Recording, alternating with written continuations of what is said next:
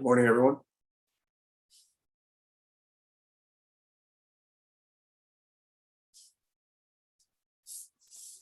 Good morning. Good morning. Good morning. Morning. Good morning, everyone.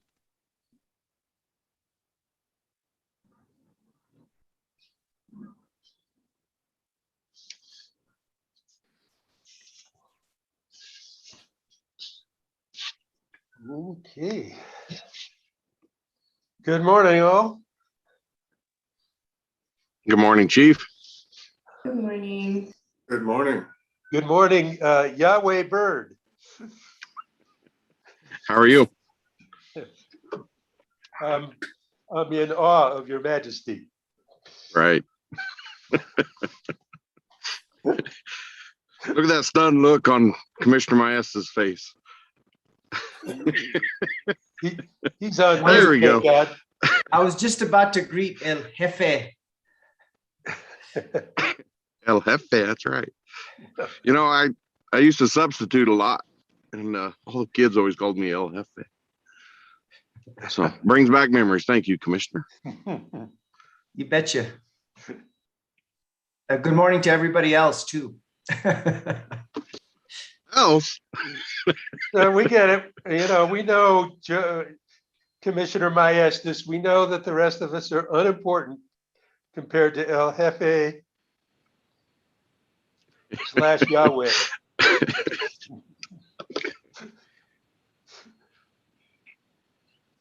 all right, let's talk to some serious people. Good morning, Mr. Props. Good morning, Commissioner Byrd. How are you?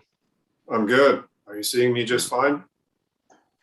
Afraid so, yes. I was afraid you'd say that. I was going to say, You keep lobbing them. I walked right into that one, didn't I? That was too easy. You would think after 4 months, I'd be a little bit better prepared for these meetings. Yeah, we'll get you trained. All right, I appreciate it. No such thing as old dogs in this crowd. We're all There you going to go. learn. There you go.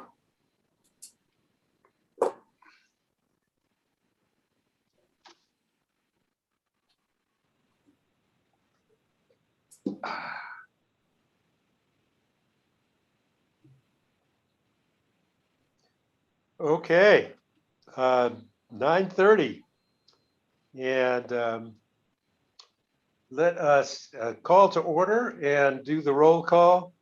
Mike, you're being recorded. Are you here? Yes, I think I accepted it being recorded when I logged in, Okay. so I won't flee. I'll take the roll. Commissioner Maestas,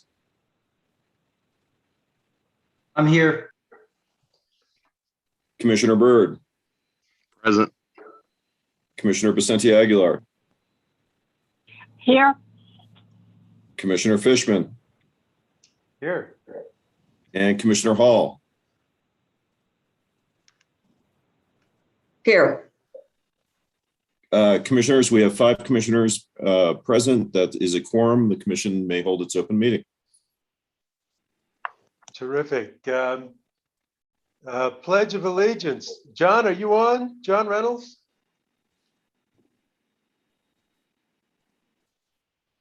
Yes, good morning, commissioners. I am on.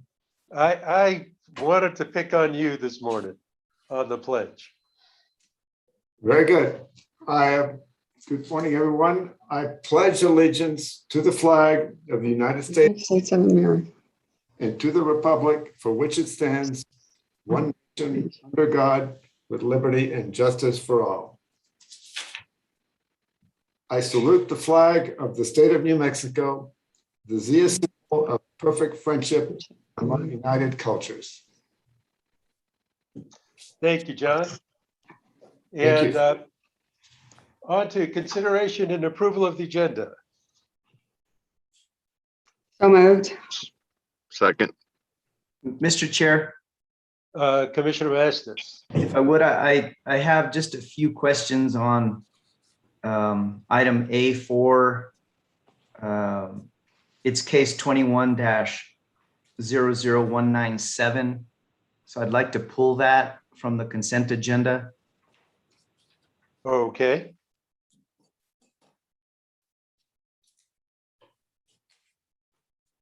Any objections from other commissioners? No. If not, we can just take the vote with that amendment. Yep. Included. Okay, and then would you adjust your motion, Commissioner Yes. Hall? Yes, I amend my motion to include that change to incorporate case number 21-00197 TRM into the regular agenda. And Commissioner Byrd, you're still I'll still seconding? second it. Terrific. Okay, with that, let's go to a vote. Mike? Commissioner Vicente Aguilar, Aye. Commissioner Hall, Aye. Commissioner Fishman, Aye. Commissioner Maestas, Aye. Commissioner Byrd. Aye. The agenda as amended is approved by a vote of 5-0. Okay, we're on to Employee of the Month for August 2021. Wayne, I guess this is you? Actually, excuse me, Mr. Chair and Commissioners, Commissioner Maestas is going to present this one. Oh, okay, terrific. Thank you, Mr. Chair. If I may, I'd like to read this. We don't call it a proclamation, but informally, it's a proclamation. The New Mexico Public Regulation Commission hereby recognizes Ryan Jimenez as the NMPRC Employee of the Month for August of 2021. Whereas Mr. Ryan Jimenez serves as Compliance Officer Supervisor for the Consumer Relations Division of the New Mexico Public Regulation Commission. And whereas Ryan has worked for the PRC for 9 years. Whereas his nomination states, Ryan Jimenez remains gracious and unruffled even in challenging situations. He is always willing to help and go the extra mile. Whereas Ryan Jimenez continues to serve the PRC with dedication and great ability.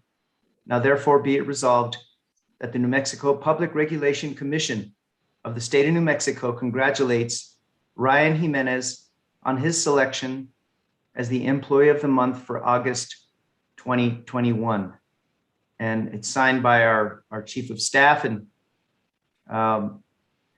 Mr. Chair, I don't know if we want to ask the commissioners to say a few things. Why don't we have Ryan say a few words and then we can open up the floor to the commission? Would that be okay? Sure.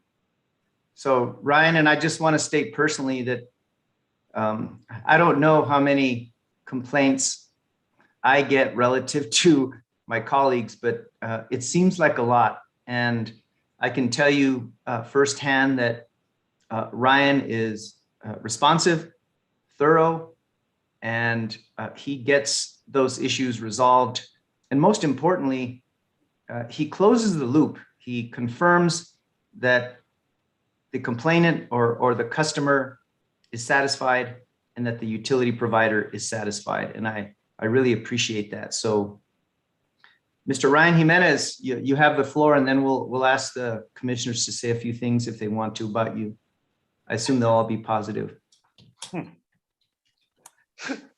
You should have checked ahead of time. Ryan. Good morning, Mr. Chair and Commissioners. This is Danielle Jimenez. I'm letting you guys know that Ryan will not be on the meeting today. He is in another meeting, so he won't be able to speak today. I apologize, but he does thank you all.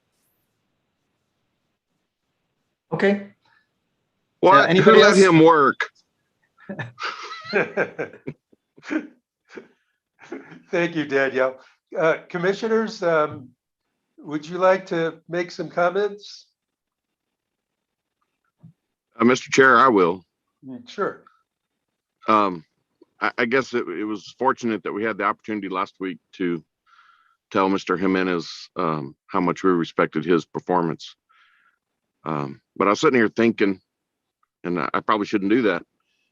But I realize 12 months is not enough to recognize the multitude of staff we have that really work hard.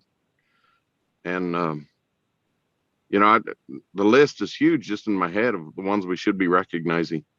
And I don't know what we do. This is a prestigious place, I guess, to be the employee of the month. But anyway, I just want to extend a little bit of gratitude to the rest of our staff and acknowledge that even if you haven't heard your name on this employee of the month in recent times, it isn't that we don't appreciate the work that is being done here. And so I just want to take this opportunity, since Mr. Jimenez isn't here, to tell all our staff that we appreciate the hard work, or at least I do. I appreciate the hard work and performance that this staff achieves every week. Thank you, Mr. Chair. Thank you, Commissioner Byrd. Mr. Chair. Yes, go ahead, Commissioner. So I would like to embrace those words that Commissioner Byrd just said as my own as well. We do an employee of the month, but there are a lot of employees that haven't been recognized, I guess. I feel so proud of our agency for having gone through all the hardships they've gone through this past year, 18 months, particularly with the move. And I really do feel like they all deserve a thank you. But since today is Ryan's day in the spotlight, whether he's here or not, I do want to say a few words about him, because I really I'm so relieved every time we get a call, and I know, from a constituent with a complaint, and I know we can send it to Consumer Relations, and they will close the loop. They will find out what's going on, and they've worked with some people with some really difficult problems, and I'm just so grateful they're there, and I'm really very proud of the way they're very efficient in that office, and particularly Ryan, who's very responsive and answering the phone and so forth. So since it's his day, I would like to really thank him for his excellent work. But I agree with Commissioner Byrd. The whole staff needs to recognize, because this has been a time when we've really pulled together, and I'm proud of them.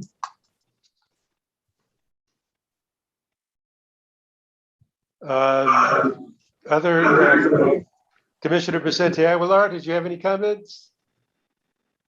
Yes, Mr. Chairman, thank you.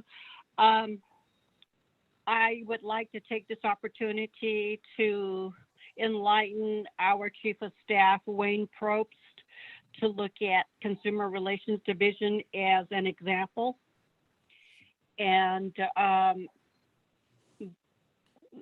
the way the operation has been handled and how the position has been characterized at this point in time. Maybe it's time to look at it, at that position again. You have heard from the commissioners, without Consumer Relations, there is no Public Regulation Commission. So I'm looking for some type of a formal movement from his part. I'm not going to specify because that is his job, but I'm just making a note. Thank you. Thank you. And all I can do is chime in. Number one, on behalf of the agency, looking from the outside, like so many others before I came on the commission, there are a lot of things that, as an agency, that we have to cover, and it's difficult to cover it all. And I, like so many others, was critical. And I have to say that having spent now 2.5 years on the commission, I've gained an appreciation of all that everyone is asked to do, and much more appreciation of all the hard work that goes in every day, and all the hard work that, boy, we scramble to get to. And just on behalf of the entire agency, especially over this past year. I am amazed at all the stuff that we managed to get to and managed to do a good job with the limited resources we have. And again, especially over this past year with all the uncertainty, not having a building. I have a completely different perspective on all the great work that people put in this agency than I had before I came aboard. And anyway, I just want to let folks know I really appreciate all the hard work that's done. As far as Ryan goes, Ryan, you make my job easy. You're not listening to me now because you're in a meeting, but we're going to have a debate after today whether this award finally got you flustered and the meeting is just an excuse for you not to be flustered in front of us. But that's a discussion we'll have offline. And at any rate, you make my job much easier because I know with confidence we can pass issues onto you that you're doing with consumers, that you'll follow through. If there's a bigger issue that we need to follow up on, it'll be highlighted. And that allows commissioners to focus more on the policy level work that we really should be focused on. And the great work that you do really makes that possible. So thank you, Ryan. And with that, I'm going to pop it back to Commissioner Maestas, who presented, and just kind of wrap it up. No, I just think that, I think Commissioner Hall's correct. Our staff have really been through a lot, but I think the focus is on consumer relations, and a lot of what they do never really sees the light of day. And the beauty of mitigating complaints and resolving them at the lowest level is that the PRC and the regulated entities have a mutual interest in resolving those, and at the lowest level, preventing it from clogging up the docket and escalating and taking staff time. And that's the key, I think, to this division. I can only imagine how much time and money they've saved in the resolution of these complaints over time. So I appreciate it. It saved my bacon so many times. So I really appreciate that part of this agency today. Thank you, Mr. Chair. Thank you. On to public comment. Mr. Chair and Commissioners, this is Sarah. We don't have any public comment today. Okay. Thank you, Sarah. And now we're on to discussion and potential action items. And we're talking about our fiscal year 23 appropriation request. And Wayne and Renata, please lead us through it. Good morning, Mr. Chairman and members of the commission. It's nice to see everybody this morning. You may be able to tell that I'm broadcasting live from a different location. I am in the Bochum building, trying this for the first time. I will say that the air conditioning and heating system here is probably about as old as the building, which is almost 70 years old. So it may not be whisper quiet. So if there's some background noise, please, and it's disturbing at all, please let me know. But it's nice to be here, doing it from a different location. We're here today, Mr. Chairman, as a follow-on to your meeting last week to present a draft FY23 appropriation request for commission consideration and approval. The request is due to the Department of Finance and Administration and the Legislative Finance Committee on September 1st, which I believe is next Wednesday. So this is an action item today as opposed to last week when it was a discussion item, although it obviously is still open to discussion. We gave you a high-level overview last week. What we presented to you today is the actual details and the actual document that we need to support or need to submit to DFA and the LFC It's actually shorter than what you've seen in previous years because, as you may know, the state switched its budget software system just this year to a web-based system. So the actual document is slightly shorter than it would have been in previous years, which is good, but the detail is still there. And we, of course, are happy to go into as much detail as you would like. I also provided to the commission, I believe yesterday, high level bullet points on the request. I'll go through those briefly, and then Renata can add anything she would like before we turn it over to you for questions, Mr. Chairman. We do believe that our FY23 appropriation request at least begins to address some long-standing underfunding of the New Mexico Public Regulation Commission, particularly in the area of personnel and contractual services, while also establishing a foundation for the new commission that will come on board in January of 2023. As you know, Mr. Chairman, this budget will begin on July 1st of next year. So it will be a kind of a bridge budget to the new commission, with the current commission in place for 6 months. And then this budget also being the budget that the new commission will have for its first 6 months of existence. Overall, it's a 12.8% or $1.5 million increase from our current fiscal year budget, and includes a 14.8% or $1.4 million increase in general fund.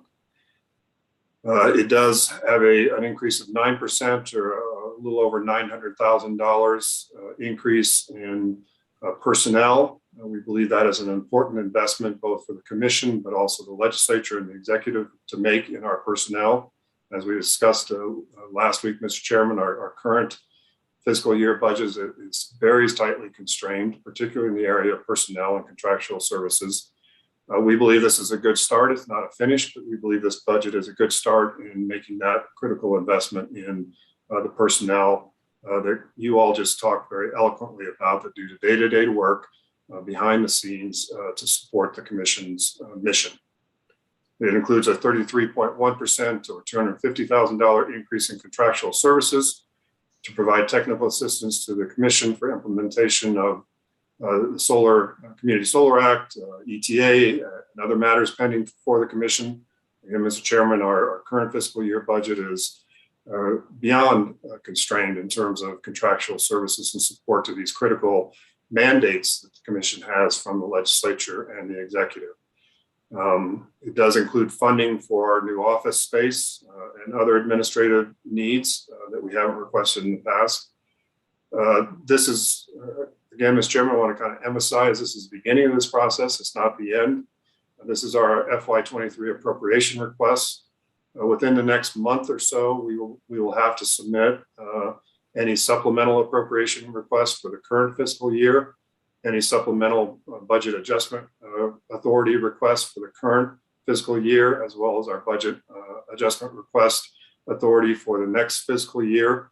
That's going to give us a few more opportunities, Mr. Chairman, to address the underfunding for this current fiscal year. We're almost certain that we will request both that enhanced bar authority, but also a supplemental appropriation for the current fiscal year.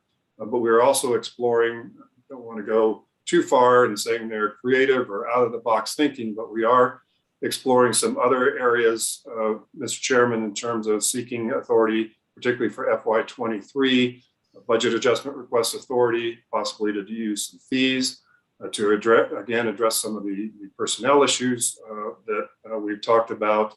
But also, Mr. Chairman, in particular with the Community Solar Act, we're going to need some more resources there. We know that the legislation, Senate Bill 84, provided the commission with authority to begin collecting reasonable fees to cover the administrative costs. We want to take full advantage of that authority. We had a very good discussion with our community solar team. I believe it was yesterday, the day before. Commissioner Maestas joined in on that. I know he strongly supports us taking full advantage of the authority that's provided to the commission with regard to those fees. It doesn't look like we're just going to have them flow into our bank account. We're going to have to do some work to actually access them But we need to make a full court press on that as well, Mr. Chairman. And with that, Could you take a second and just talk about what we might need to do to access those funds? Well, Mr. Chairman and members of the commission, we're still kind of working through the interpretation of that language. There's two sections. I believe it's page 12, section C of Senate Bill 84, and I don't have the exact language in front of me, but essentially what it appears to say is the commission does have authority to establish fees to cover reasonable administrative cost of administering the act. The second part of it says that those fees are to be deposited into the state treasurer's account. I did have a chance to talk with the Legislative Counsel Service yesterday. Their interpretation of that is that the commission would set the fees. They would go into the general fund, and then we would have to work with the legislature to actually access those fees. Again, Mr. Chairman and members of the commission, I still want to probe that a little bit more over the next few days, because optimally, in my opinion, at least, it is just my opinion, but optimally, in my opinion, the commission would set those fees, and those fees would go directly into our account, and we would administer them and not have to go through the additional steps. But this is an issue, as with all other fees that we collect, that you know very well, Mr. Chairman. It's an issue that you all have have gone around and around with the legislature on, and it looks like we may keep going around with them again, and that's fine. We'll work through that. But that it's clear that the commission has the authority to set those fees to cover reasonable administrative costs, and we are going to have some very reasonable administrative costs to cover. There's no doubt about that, both in personnel as well as additional contractual services. And as a quick thought, it seems to me that if those fees for community solar did not come back to the agency, that would be a violation of the statute.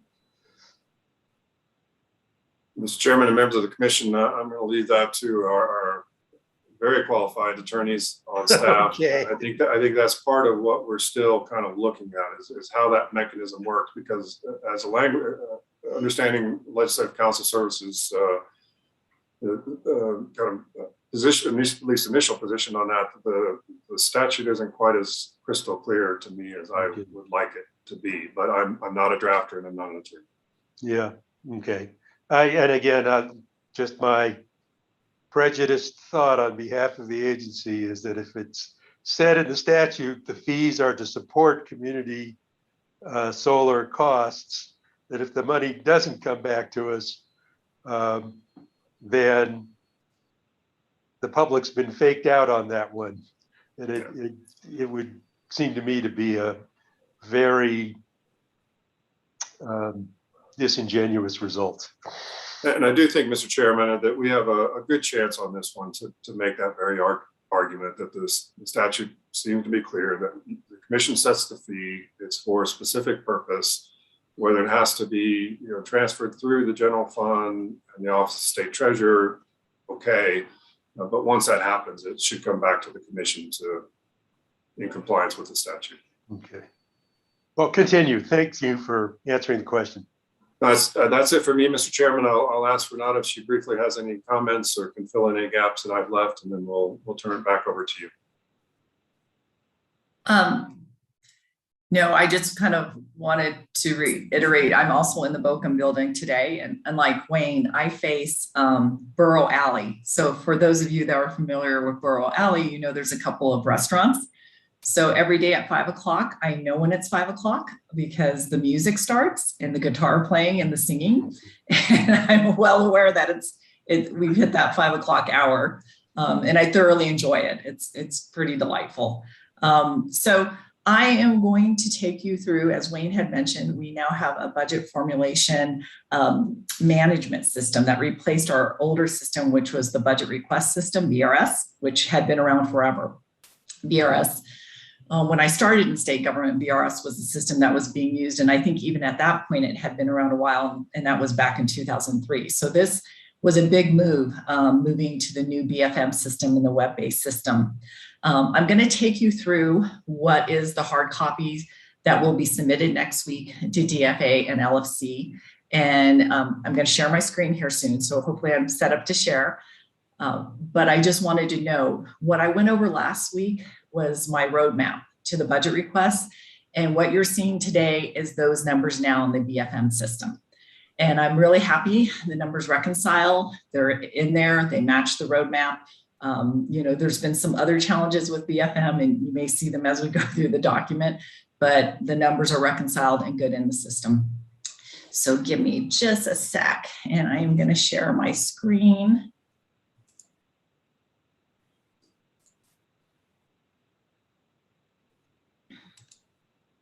I don't think I'm quite able to share yet. I'm not sure. Would the host of the meeting be able to let me share?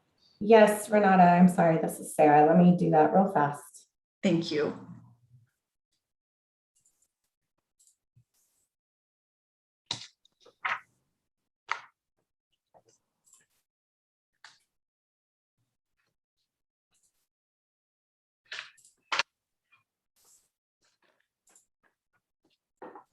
You should be able to share now. There we go. Let me know when you see it. Can you see it? Yes. All right. So the main things that they have requested that we include in the hard copy is the agency org, what's referred to as our SAS9. And I'm going to take you through it. At the agency level, we have the roll-up org chart. And then this is the role that SA financial summary. That's at the agency level. What I do need to point out here, and it is a little confusing, our total request is at 13.5 million. But it looks like it's more because of the issue of when we bring in the money from the the pipeline safety fee fund, it goes into other revenue, and then we literally have a program called P614 that just brings in the other revenue and then transfers it out in other financing uses. You see it down here. It double counts it because then you see it coming in other transfers. So it shows up as other revenue and also as other transfers, the pipeline safety fee funds that are in our budget. I'm actually in discussions with DFA. Since we bring it in as other revenue, I've questioned why we couldn't just bring it in as other revenue directly into the programs, because I do think it's a little confusing. You see this number of 15.1 million, but in actuality, it is 13.5 million, is our request. So I did want to explain that. It's a little strange, but it ends up double counting the way the money comes into our budget. And then you can see below the expenditures below, and then you see the 13.5, which is our actual request and revenue, but it kind of double counts above. We have 119. I do want to point out one thing that's new about BFM is this PCF projection. They refer to it as personal cost forecasting. And what they're doing is basically looking at the share system and looking at personal service, employee benefits, and calculating out what that total cost is. We used to, we would run these forms under BRS that would give us a total cost for what our personal service employee benefits would be. And then we would look at the insurance component. That's what PCF is kind of doing now. It's projecting out kind of what that total cost is. The reason you're going to see we're off by 1 FTE, we kind of had one challenge to our BFM system. And I know DFA has been working on this now actually for a couple of weeks. We don't know why, but we have 1 FTE that is not transferring over to BFM, even though they're in HCM. They're in our org listing, which is what BFM is pulling from. This person keeps missing. But when I say that, in my roadmap and what we put together for the request, we included all the positions in what we were looking at. So that's the SA at the agency level. Then we get the S9, and that just goes into more detail on the revenue, and it gets down to the account code level. on what our budget request is at the agency role. Mr. Chair. Mr. Chair. Sorry, what's that? Yes. I just wondered if we could have the operator expand the screen a little bit. The print's kind of small. I can try. Let me see my view. Let me see if I can make it.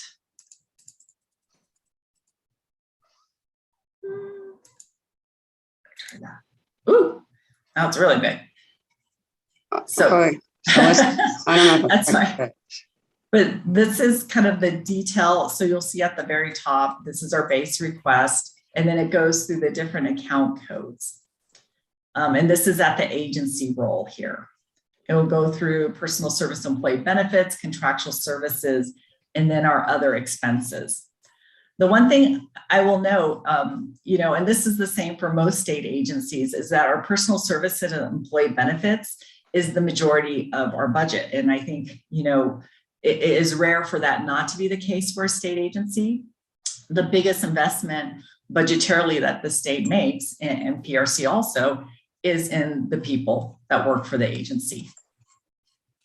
So this is our pipeline safety. This is a fund balance projection that we have to provide that shows us kind of what was, unreserved, undesignated and this number encompasses kind of where we ended up in FY20 in our balance sheets of our audit, and then what was unassigned in FY21.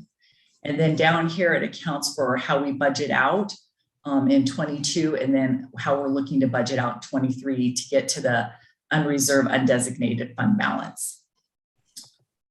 And then we also do this for our PRC reproduction fund. Again, this we take from the balance sheet of FY20 audit, and we put the unassigned. And then down here, we look at how that is budgeted out in our 22 op bud, and then in our 23 request to get to the balance. The S13 form has changed, and it's a little interesting to me because it now includes revenue and it includes all the account codes. So it's very similar to the S9. The S13 used to be only the DO-IT and GSD rates. There are certain things such as the group, the workers' compensation assessment fee, the compensation insurance premium, our unemployment, our employee liability premium. Those are all set rates. The audit services for the audit, our audit is a set rate in the budget, along with transportation services, property insurance, some of the IT down here, the DO-IT HCM assessment fee and the ISD services fee. These are set fees. So we have to hit these numbers or given to us by DO-IT in our budget request. And then the other big one is the telecom. So this form changed quite a bit for me because I'm used to just seeing the DO-IT and the GSD fees, but it changed a little bit. I'm going to change the view again, just so you can see. Let's see. Maybe if I go a little, okay. Thank you. And this is the org chart for policy and regulation. And the forms are going to be the same. It takes you through the S8s and then the S9s. And then it does it at the account code level here by each program. And I just want to reiterate everything you're seeing in the 23 request, that is exactly what was in the roadmap that was presented last week. All those numbers match up. So in this area, again, the S13 line items, they include everything. They're very similar to the S9s now, but in policy and regulation, the request here is at the 8.1 million for this program. And I do want to note too, on the PSCB, we included a 5% vacancy rate in policy and regulation. And we also included 5% program support for an agency vacancy rate of 3.63. So we went with a low vacancy rate. The emphasis here is that it is important to fill positions. We do provide a program overview, which just kind of gives a description of the program, some major accomplishments in the last year, and then we give an overview of what our request is. You know, we do note programmatic changes. We did note here that, you know, we're reducing the number of departments into fiscal year 23 with our budget request. And then here you can see the breakdown of the budget request here. We did have that increase in contractual services to support more on the consultation and advisory in this area. And you'll see slight decreases in personnel and other, and that's only because legal is going to realign with the chief of staff in program support. And again, this shows the transfers. And the interesting thing here again is that the transfers also are, it kind of ends up double counting in the revenue because we show that pipeline safety fee fund coming in as other revenue, but then transferring to the programs. And that's what this reflects here. So public safety, we have them at a 1.6 million request. It's a 3% request overall. Increase from the FY22 OPBUD. These are the breakdowns in the revenues, and then it gets into the line item account codes. Here, and you know, again, our S13 used to be just the do it GSD rates, but now it kind of includes everything. It's similar to the S9 form, so you kind of get it twice in the document. Some of the new quirks of the BFM system, and then the program overview here. And again, you know, we note the programmatic change going from 6 departments to 1, and then the 3% overall increase. And then just really trying to support in this program the travel and making sure that they have, you know, the trainings for their safety standards for the underground gas and hazardous liquid facilities. And then this shows the other transfers coming in here also. And then the last program is program support. And program support, this one has increases, but mainly that is from the 11 FT moving over from policy and regulation with legal to the chief of staff within program support. And then here is the breakdown of the general fund, the other financing, and we do have a little bit of the reproduction fund that we do budget. Moving through here, this is just kind of the breakdown of the line items from the personal services, again, to contractual. I did, you know, throughout the programs, try to put more in contractual services support. A lot of that is submitting a budget on September 1st. That doesn't start until July 1st. Things change. So I always try to make sure there are some miscellaneous contracts built into a budget request to address anything that could come up a year from now that we wouldn't anticipate right now. Again, the S13 is kind of almost like the S9. It breaks everything down again.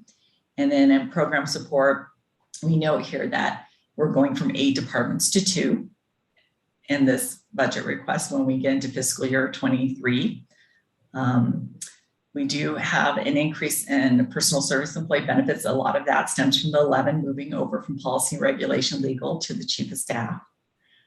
We did increase the contractual services. In FY22, in our OPBUD, we only have $24,800 in contractual services. So while this looks really big, you know, it just, we were so underfunded in contractual services and program support in this current fiscal year. And then a lot of increases in the other is just being back in the building, the agency's new office space and returning to normal operation. These are the transfers that hit program support. And then the other thing that they like us to attach is our performance measures. I do have issue with BFM because they used to let us put in whether we meet or don't meet our performance measures. That was a challenge this year. You know, you can see that the system is not pulling all the data. And in fact, I am going to submit it the way BFM produces it, but I did correct it just because it makes me crazy to see it not correct in the system. So I think this may be the wrong one, but the numbers are in the system, but for some reason they didn't pull over into here. So this is in the system, but it's not showing up in the system for some of these measures. But I do have a corrected PDF that I'm going to provide when I submit the budget request, just so that they can see that. And some of these, you know, we don't have the information yet on, because they pertain to our FY21 audit, and we won't have that information until October. So, and then this is kind of the roll that shows what our actuals are, what our targets are, and what our requests are moving forward on these measures.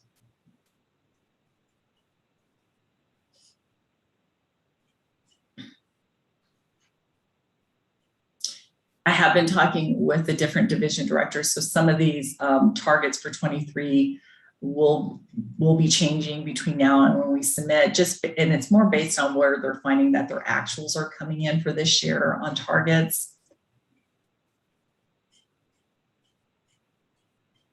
And then what we have to attach, this doesn't have to go in the binder for the budget, but they do ask us to attach the strategic plan. So I provided that with the budget request to you all, the strategic plan, and that's through 2026. And then the IT plan I attached at the very bottom is a draft.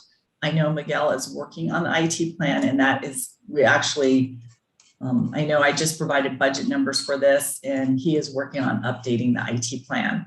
And a lot of what Miguel, you know, when we spoke on the IT plan is, now that we're back in a physical building, is trying to figure out kind of what those needs are going to be for IT, you know, over the next 5 years with the Bochum building. So those are all the documents that I have to present, and I'm happy to stand for any questions that the commission has.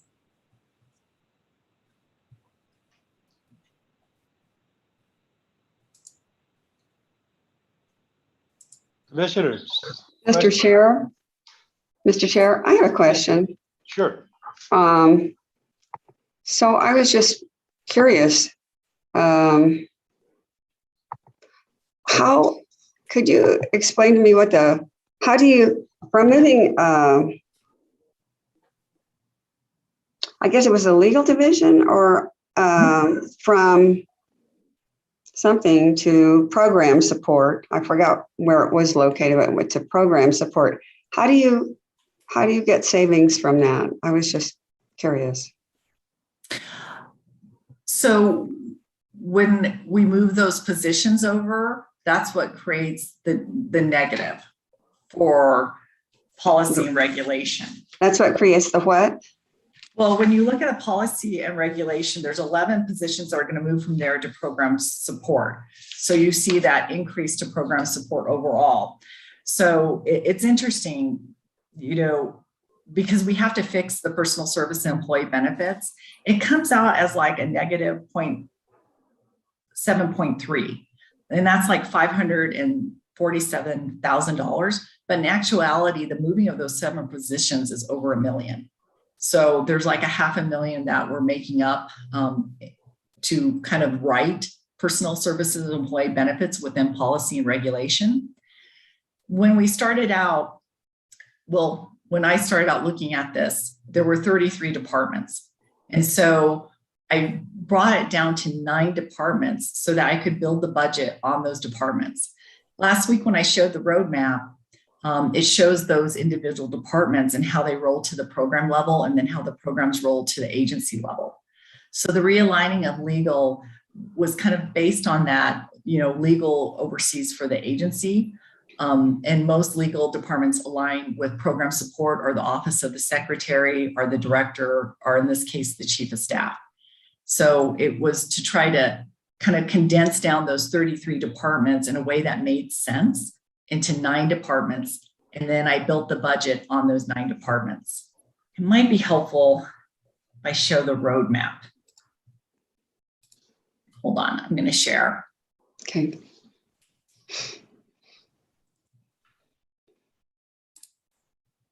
So let me know when you see that screen. Okay, can you see the roadmap? Yeah. Okay, so this is my roadmap, and these numbers in green, this is what's in BFM. This is what we loaded into the budget system. So we took 33 programs into 9. There are 2 programs in program support, the chief of staff and administrative services division. There's 1 pipeline safety and public safety. And then we have 6 here, the commissioners, general counsel, hearing examiners, CRD, transportation director, and utility director. And what this allows me to do is to build budgets at the department level. And also moving forward, it helps me track expenditures and really just get better and better at finessing what the needs are at the department level to ensure that we're requesting adequate funding to cover what the needs are.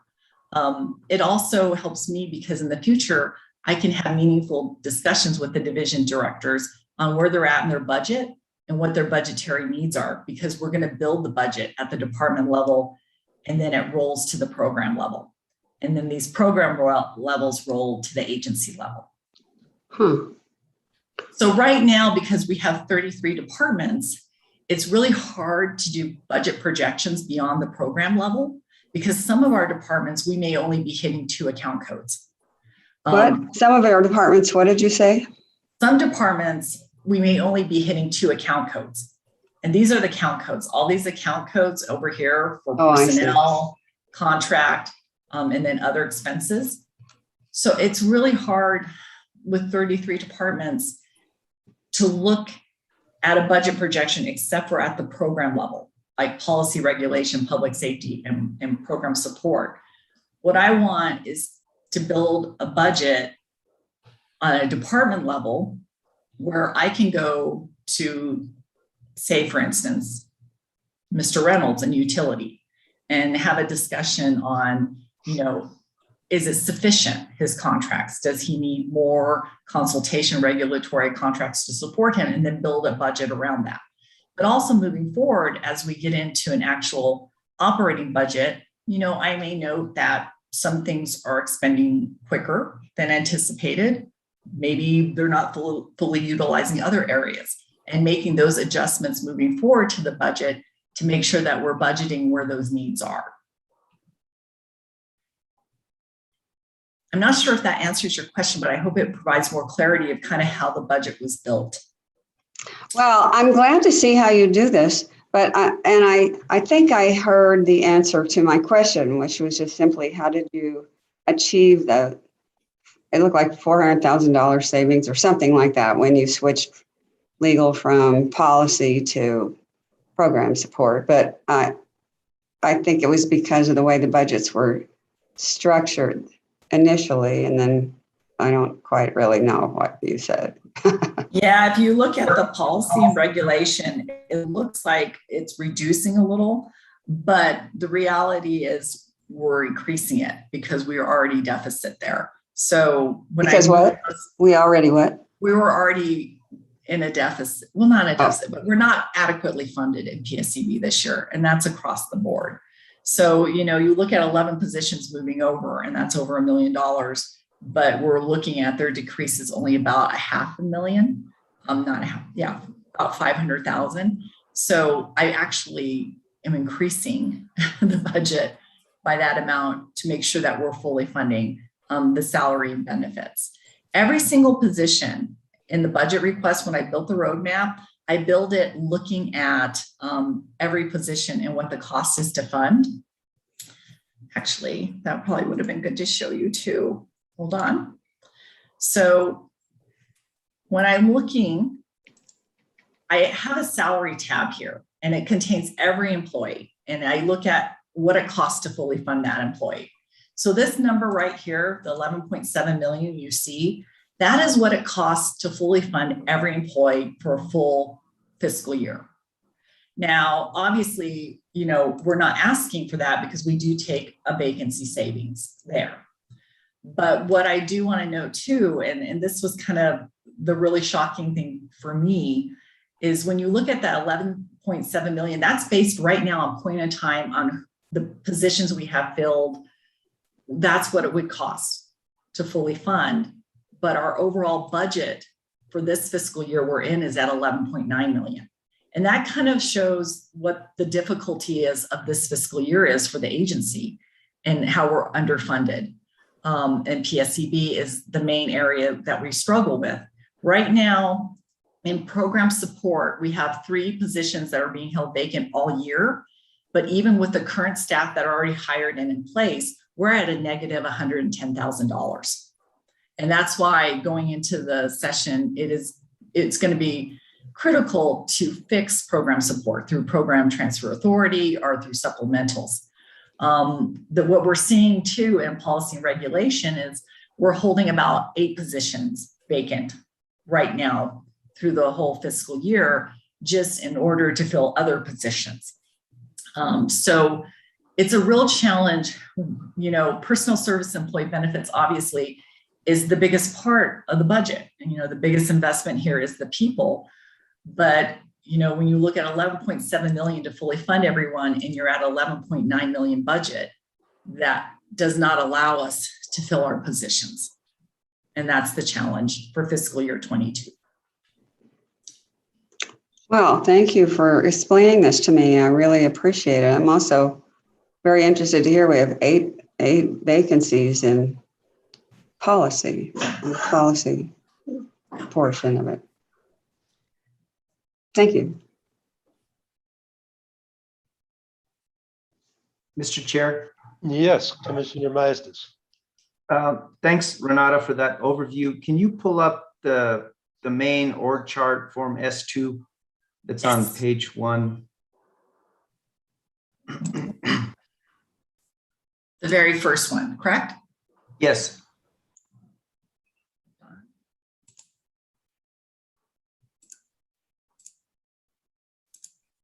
Is that the correct one? Yes. My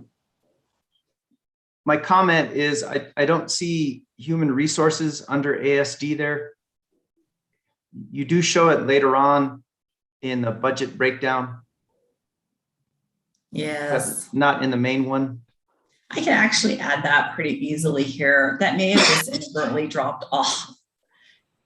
This is my most challenging org chart, is trying to figure out how to fit everything at the agency level on this one, but I can add it right over here. Okay, and then Mr. Chair, Renata, the other comment, if you could maybe scroll up to that main org chart. Oh yeah.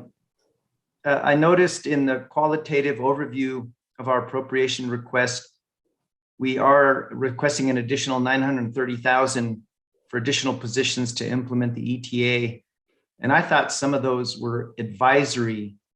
And I think if we're going to embark on this effort, this legislative effort to really raise the awareness of our needs to the legislature and the Legislative Finance Committee, perhaps we should show, even if it's a dashed box underneath General Counsel, perhaps we can label it Technical Advisory Services Bureau, to start letting them know that that's our intent, is to staff a bureau of technical advisors going forward.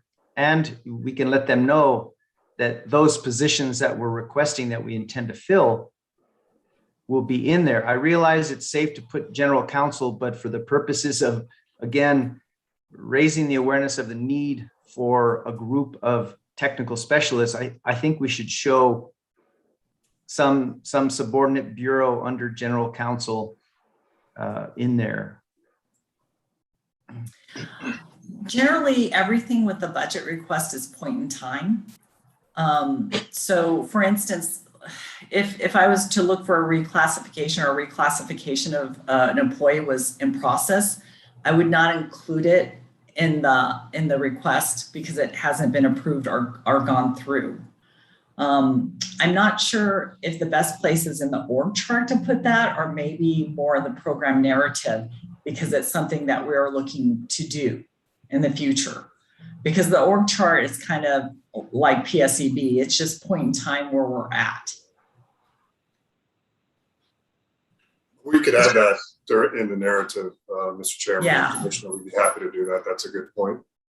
I think it makes more sense in the narrative to point that out, that's our intent to move in that direction. Okay.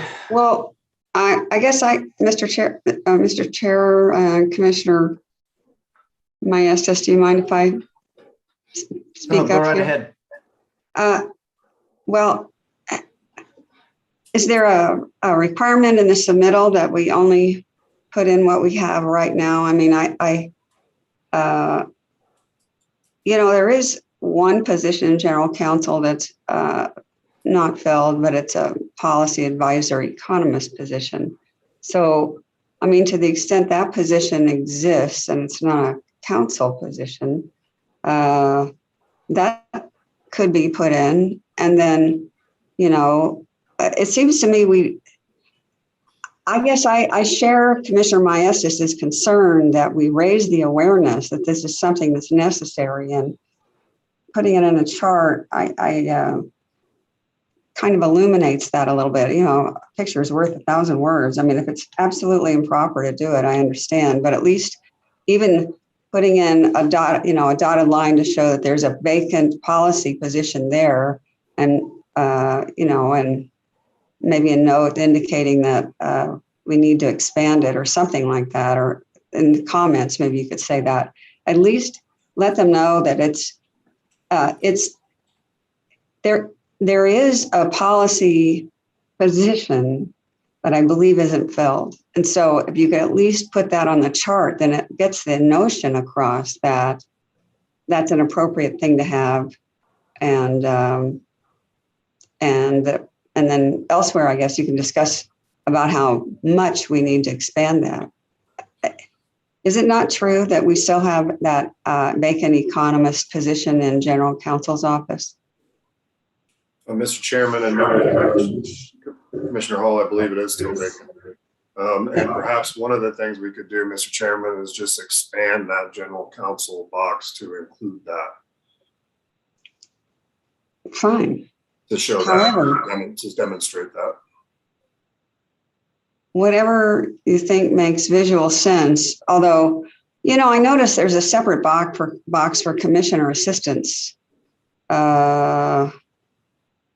Separate box for hearing examiners, separate box for general counsel. So when you say expand the general counsel box to reflect that, what do you mean? Just put more text within that box? Perhaps, Mr. Chairman, but we're happy to do it in any way that the commission thinks is best illustrative.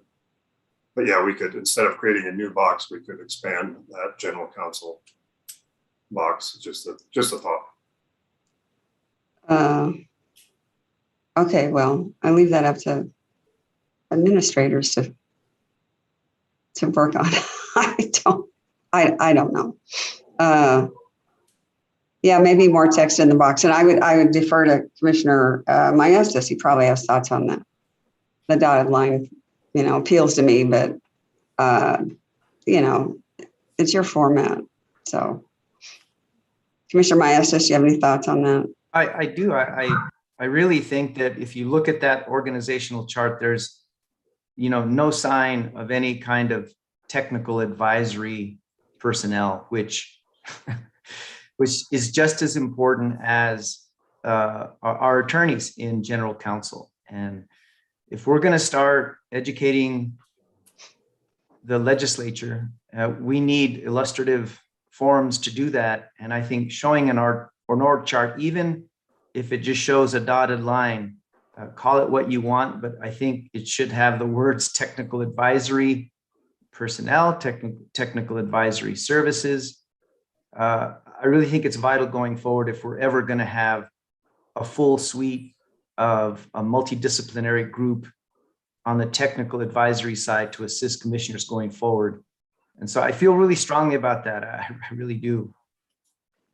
We'll get that added, Mr. Chairman. And to your question, Mr. Probst, I concur with what Commissioner Myers just says, and I don't know who the technical advisory staff would report to. I thought it was chief of staff. So in that sense, that it should be a separate box stemming from the, the center stem, or maybe from chief of staff. I don't know. Who can you inform me? Who would the economist position report to that's currently vacant in general counsel's office? Mr. Chairman, members of the commission, and Commissioner Hall, and Mike can chime in, but it's my understanding that, and this predates me obviously, but it's my understanding that they would report to the general counsel, not directly to the chief of staff, but I could be wrong about that, and Mike, please correct me. Okay, well, I just don't know. Wherever that appropriate line should go, I agree, there should be a box, and it should be reflected that we need technical staff. And we might only have one position right now, but it's vacant, and that's a bad thing. So thank you. This is Michael Smith. I was just going to let you know that the technical position, the economist position, is currently in the process of, we're trying to fill that. It does report to the general counsel's office. That's partially in recognition or of the fact that there's an attorney-client relationship between the economist advisor and the general counsel attorneys in terms of advising the commissioners. Mr. Chair, could I please ask a question there? Go ahead. So, okay, so the attorney-client, I don't quite understand that. Are you saying the technical advice provided by the economist is so bound to the general counsel advice that the attorney-client privilege covers that as well? That's correct. Because the client is not the general counsel's office. The client is the commissioners. Correct. Obviously. Yeah. Right. They are an advisor to the attorneys, as well as who are representing the commissioners and advising the commissioners, as well as the commissioners themselves. That does make sense. Okay, great. Thanks. Go ahead, Commissioner. Well, so maybe it makes sense you definitely need to have the dotted line connected to general counsel's office. Then I think that makes no sense. Well, again, Mr. Chairman, we'll get that done. And we'll also add HR under Administrative Services Division. Mm-hmm. And just for the record, I completely agree with Commissioners Hall and Maestas on this point. Sure. Mr. Chair, just one final comment, and I think it's more on the strategic side. We have a lot of work to do in trying to convince the legislature that we have needs that require additional resources. And I know, Wayne, you are planning to work with Legislative Council Services, but I really think we need a broader strategy that may include going before the Legislative Finance Committee and maybe giving a more compelling qualitative presentation on our needs, particularly on the technical advisory services. And also, maybe strategically targeting some standing committees that we need to go before to present leading up to the session. So maybe if we can have a legislative strategy presentation in a week or two, because I think it's something we need to start, right now. And I think that's the only missing piece here is, I'm not going to call it a charm offensive, maybe shock therapy for the legislature, but I really strongly feel that we need a strategy here, and I think it should include at the LFC and some legislative standing committees, and even some personal meetings with House Appropriation personnel and Senate Finance. So I'll leave that to Wayne and Renata, but I'd like to hear what they recommend. Thank you, Mr. Chair. Absolutely, Mr. Chair. Mr. Chairman. Go ahead. Oh, I'm sorry. Yeah, Mr. Chair, I also think it would be very important to go to interim committees. I've been told that by members of the legislature too. So just wanted to chime in on that. And a follow-up comment from me. I think what's important here is need to present a picture of how this helps with the new appointed commission coming on board. It has to be in a frame that it supports them hitting the ground running and getting their job done effectively. Because there'll be a lot of people who care a lot less about what our needs are and are going to care a lot more about the appointed commission to come. So just Mr. Chairman. Mr. Chairman, Yes.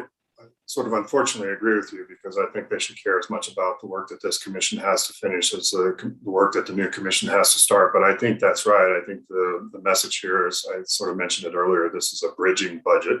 Yeah. And I think that can be a very positive message for us and help us to perhaps get some, I'm not guaranteeing we're going to get the 14% increase that we request for. My guess is we'll get somewhere between 0 and 14. But I certainly agree with Commissioner Maestas. Those discussions didn't want to get in front of the commission, obviously, with those discussions. But as soon as the commission has approved this appropriation request, I think that's when that strategy needs to kick into gear. Tentatively, we're scheduled to present this budget to the Legislative Finance Committee on, I believe it's November 17th. Also tentatively, we're scheduled to report to the interim Water and Natural Resources Committee on it's going to be October 20th or 21st on the Community Solar Act. We're not going to let that opportunity go by without also talking about the overall needs of the agency. The individual meetings that Commissioner Maestas indicated can start immediately once the commission has approved our request.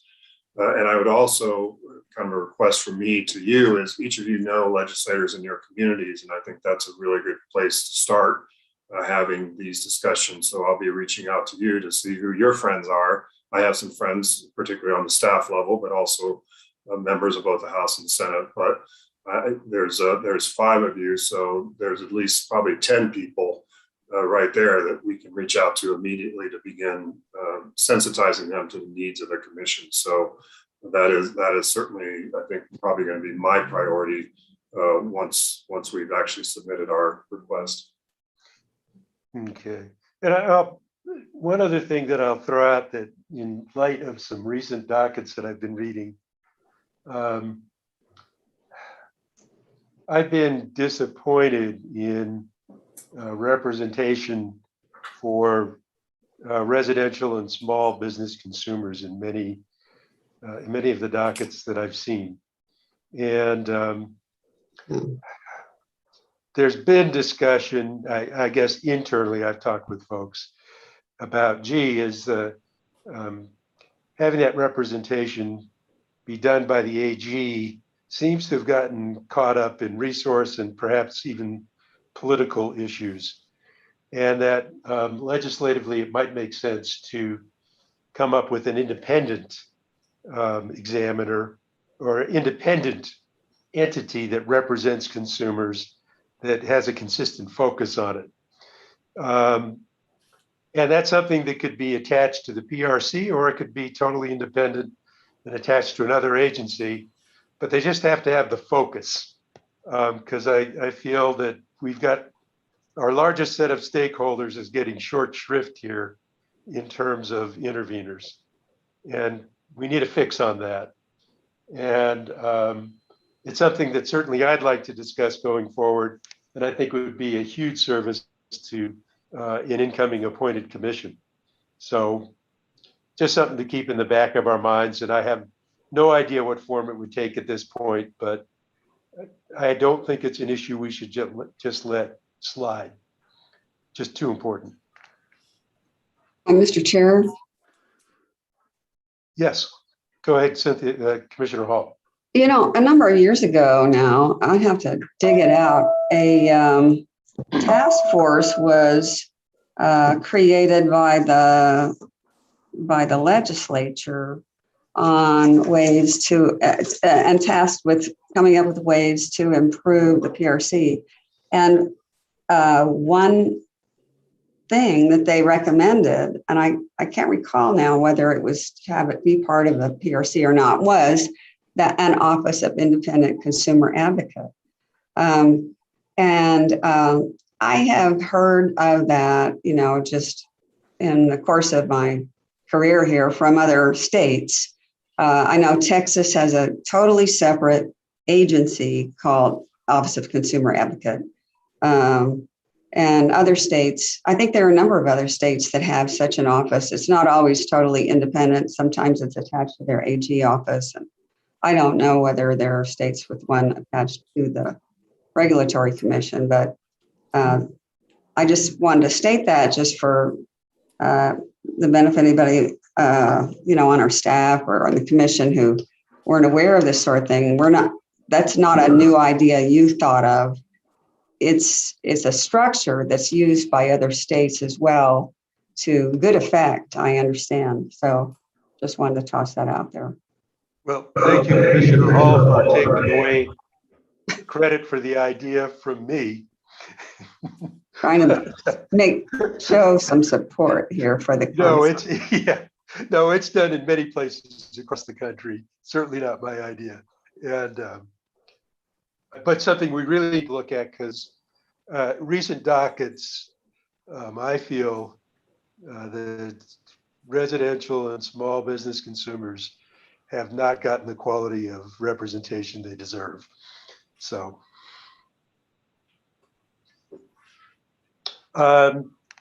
any other thoughts from commissioners on the budget?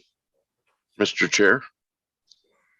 Yes, Commissioner Byrd. Thank you.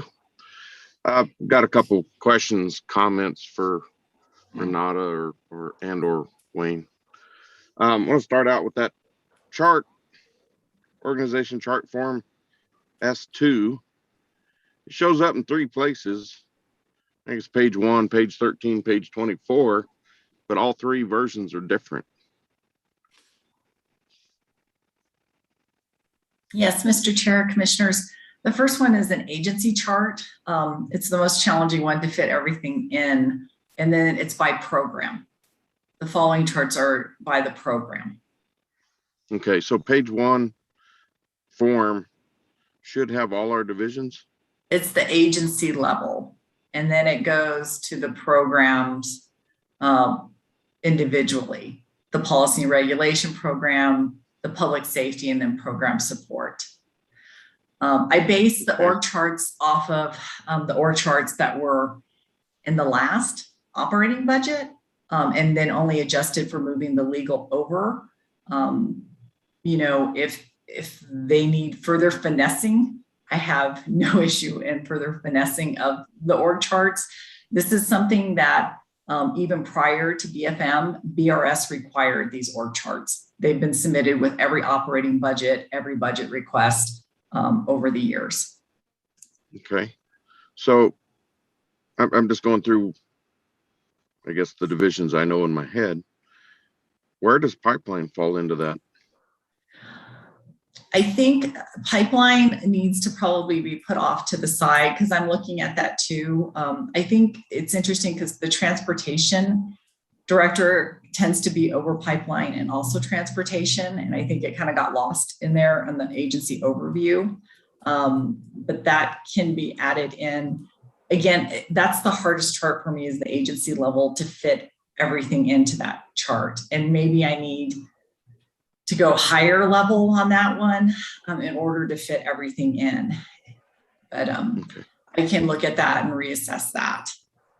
Okay. I do, Mr. Chair, I pardon me for interrupting. I do see it on the public safety form, Yeah. but it's It seems to be under transportation. I don't, so I don't know why that is. Yeah. I think it's because the division director for transportation is over pipeline safety too. It's a split position. So that can be confusing. Yes. I think they put it there. It's in the chart because the transportation division director is actually over transportation and pipeline safety. The time is split. And even when we do our calculation in the personal service employee benefit, I think it's 67% transportation and like 33% pipeline safety for that position is split over both of them. So the Form S2, should it be designated separately on each of those pages? S2-1, S2A, B, C, something like that. It's called the same form, but it's clearly not the same form. They are noted. The one is the overall, and then the other ones are by program. So when we put the binder together, we have like a tab at the agency level, and then we have tabs for the program level. So it's the same forms, but it's at the program level. I can add to the form, you know, well, the forms do state in the top corner, like it'll put, you know, policy and regulate, you know, Public Regulation Commission, and then it has the program name, policy and regulation. And then you'll see on the other ones, they'll say public safety and then program support. So they differentiate on the top left-hand corner. Like the first one says roll up for program name. And then the other ones put the actual programs, policy and regulation, public safety, and program support.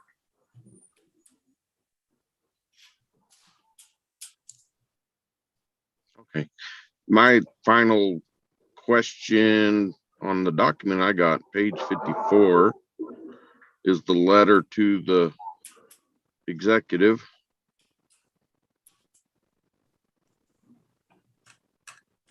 Okay, that is part of the strategic, Mr. Chair, members of the commission, that is part of the strategic plan. So when the strategic plan was initially released, that was the letter that went with the strategic plan. When was it dated?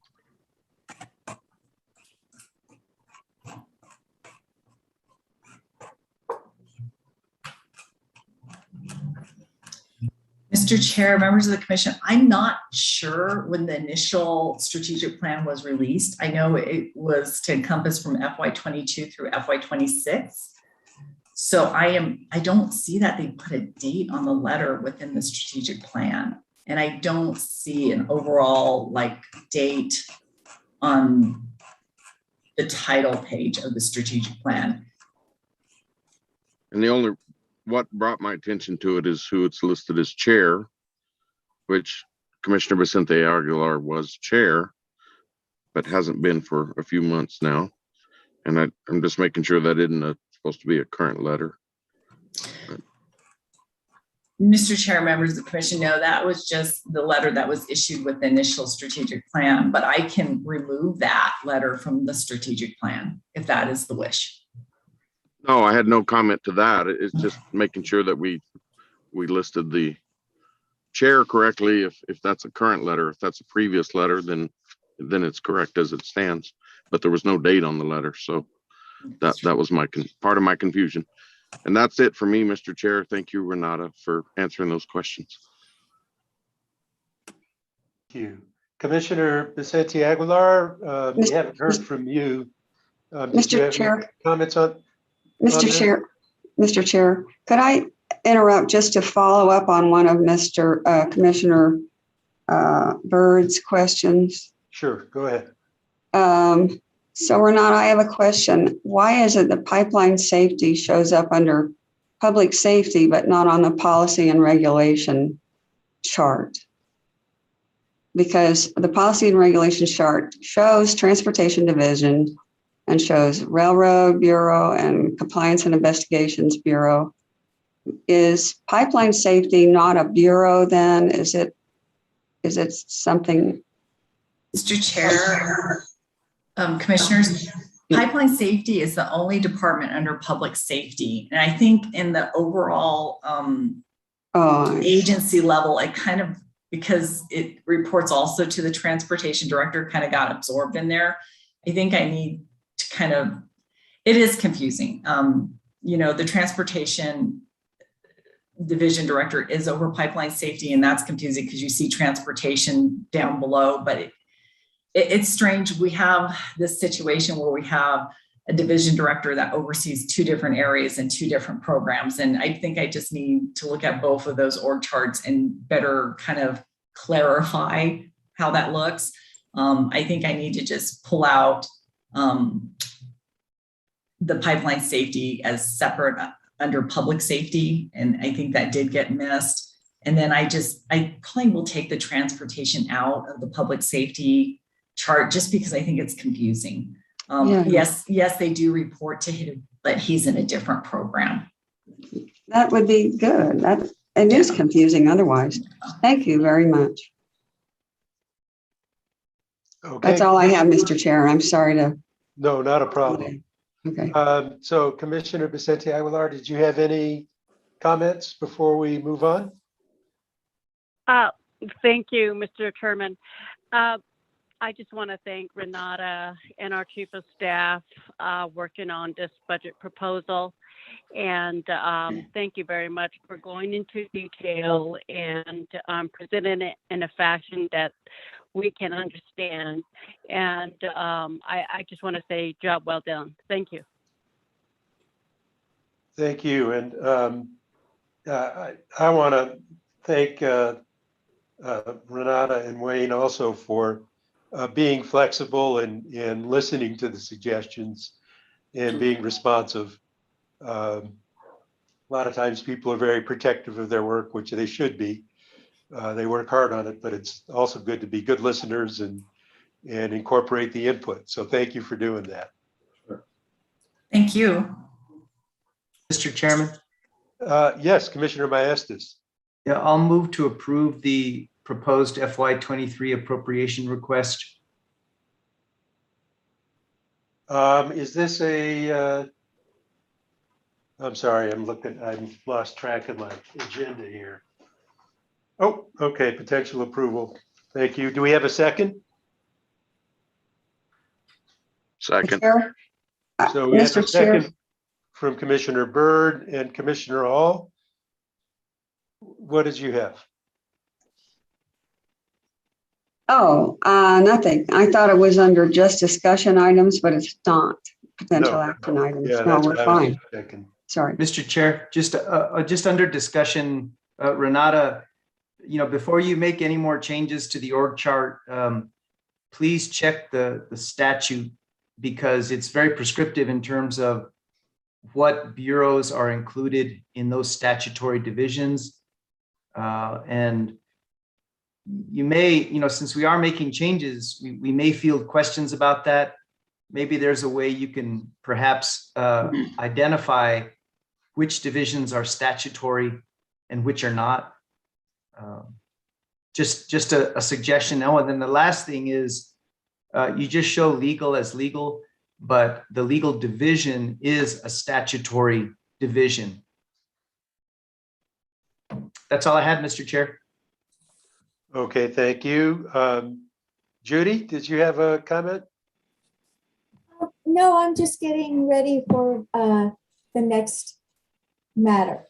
How dare you intrude on our discussion? I'm just making sure that I can unmute myself and I can get my camera on. No, we love seeing your face. So we've got a motion to approve. We've got a second from Commissioner Byrd.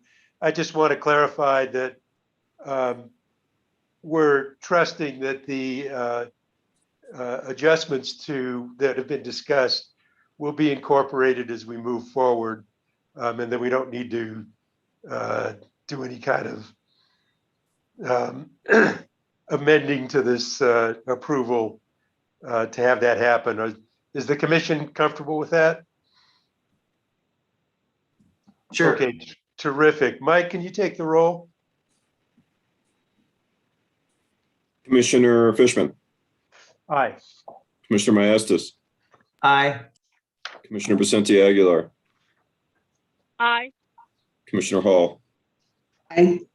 Commissioner Byrd. Aye. Vote is 5-0.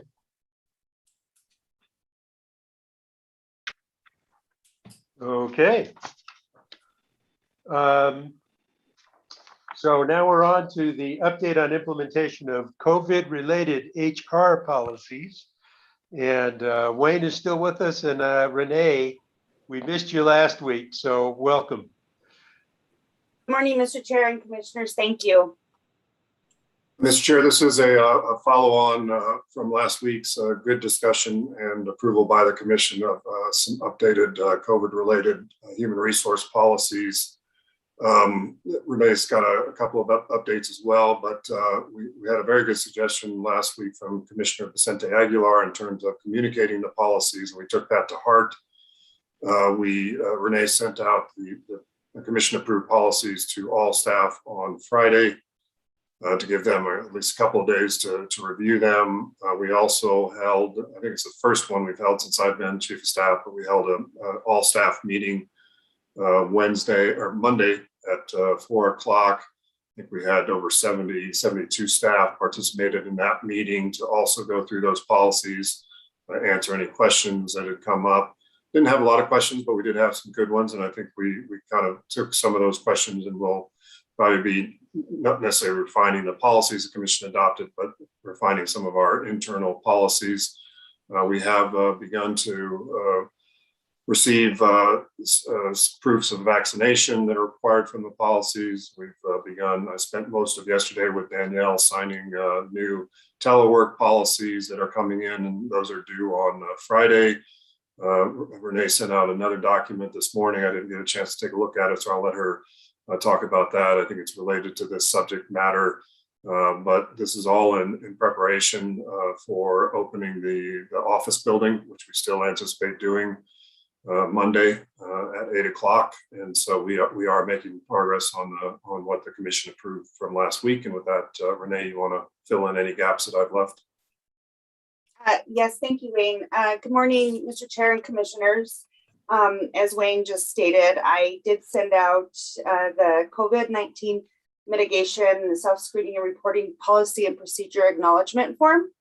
So I've asked staff to please assign and submit back to Human Resources for to go into personnel files. As Wayne mentioned, we have been receiving vaccination cards, and also we have been receiving information regarding testing for those individuals that chose not to receive the vaccination. So I do apologize, I was not present at last meeting. However, I was scheduled out for an appointment. So I know there was some questions in regards to how the information is kept. And I did notify staff on Monday in our meeting that all documents are kept separate from the personnel file and they all remain confidential. So with that, Mr. Chair and Commissioners, I stand for any questions. Mr. Chair. Mr. Chairman. Let's go with Commissioner Vicente Aguilar. Thank you, Mr. Chairman. Renee, thank you very much for being available today for the meeting. I wanted you to come back so that you can explain to us how you do your job and how you are communicating with the employees. And I feel that you have fulfilled our questions and our concern within the last week. I saw numerous emails, and thank you very much for holding all staff meeting regarding this issue. It is critical. We want to make sure that we have a clear understanding from the employees what information they should submit and what the policy is. And according to the executive branch, I feel the chief of staff, after many discussions, I just feel that we need to keep it simple. We need to keep the process simple according to the executive branch. I think this is a statement that was made by Commissioner Byrd. Let's not break it down. Let's not make it complicated. We just want a workable plan, because we are all in isolated places, and you are important, Renee, that you streamline this information and to make sure that everybody's on board. So thank you. That's my comment. Mr. Chair, Commissioner Vicente, thank you very much. I appreciate your comments. And yes, we will continue to provide as much information as we receive. As you know, it will be changing weekly, if not daily. So we will definitely send out information to all staff and keep them apprised of any information that comes to light. Commissioner Hall. So, Mr. Chair, I was just wondering, I know this policy applies to staff. Is there a policy that applies to commissioners? Do we do it that way? I mean, I don't think we do. But I think there are some policies that pertain to commissioners. And the pandemic affects everybody, not just staff. So what are our obligations? Do I need to submit a card to Renee? When I read her email, it said staff. So I thought, well, not staff, but I work for the common good here. So what's our obligation? Mr. Chair and Commissioner Hall, this executive order, I believe, goes for every employee within state government. So this would apply to commissioners as well. I sent in my proof of vaccination. Yes, you did. I guess I'll do it. Did you polish that apple before you delivered it? Actually, you beat me to it. I said in mine too, and Renee was very prompt in acknowledging receipt. Thank you, Mr. Chair. I'll be sending mine.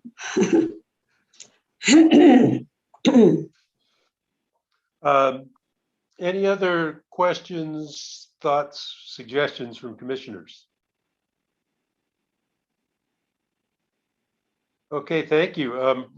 Thank you. Renee, yeah, the communication has been, at least that I've seen on email, has been terrific on this issue the last week, and it's very much appreciated. Thank you, Mr. Chair. Okay, with that, let's move on to approval of prior meetings minutes. So moved. I will second. Hearing no comment, Mike, would you please take the roll? Commissioner Maestas,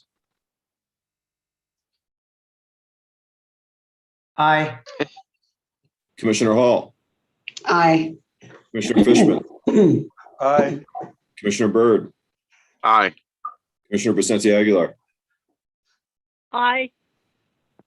Commissioners, the open meeting minutes are approved by a vote of 5-0. Okay, we're on to consent action items. I will move to approve with the exception of the item that we moved on the agenda earlier in the meeting. Second. I'll second that. Okay, we've got a second. And hearing no discussion, Michael, could you please read the consent items and take the roll? The consent action item, I'm just making sure you can hear me. The consent action items are case 16-00330 TREN, in the matter of the petition of the Transportation Division of New Mexico Public Regulation Commission for issuance of an order to show cause and cease and desist to Danny Capello, DBA Allstate Moving and Storage. It's a potential order. Case 21-00115 UT in the matter of the formal complaint of TNC Management against Tiger Natural Gas Incorporated. That's a potential order regarding the formal complaint. And case 21-00212 UT in the matter of the commission's annual report to the legislature regarding status of the State Rural Universal Service Fund as per section 639H6Q of the Rural Telecommunications Act of New Mexico. This is a potential order opening docket, directing staff to file report and recommendations, and inviting interested persons to comment. I will take the roll. Commissioner Byrd. Aye. Commissioner Vicente Aguilar. Aye. Commissioner Maestas. Aye. Commissioner Hall. Aye. Commissioner Fishman. Aye. The consent action items are approved by a vote of 5-0. Okay, so let's pick up our bumped consent action item. And I believe that was Hans who's got that.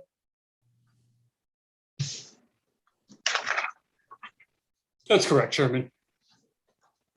I don't know if it pleases the commission, if you want me to do an introduction, or I believe Commissioner Maestas had some individual questions. Which way would you like me to proceed? Why don't you quick introduce the item, and then Sure. Commissioner Maestas can take it from there. This matter comes before the commission on the August 5th application of the Village of Eagle Nest, doing business as Eagle Nest Volunteer Ambulance Service, for voluntary suspension of their certificate number 14994. And upon the August 13th, 2021 Transportation Division staff's recommendation regarding their application. The proposed order that I've put before the commission would conditionally grant the voluntary suspension pending Eagle Nest filing into this docket copies of its mutual aid agreements with the other providers in the area to ensure that the public ambulance service is available upon request in the area if needed.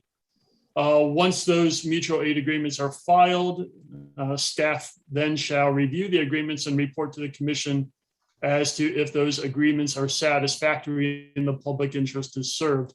Then the commission can then via single signature order grant the suspension entirely for a period not to exceed 12 months.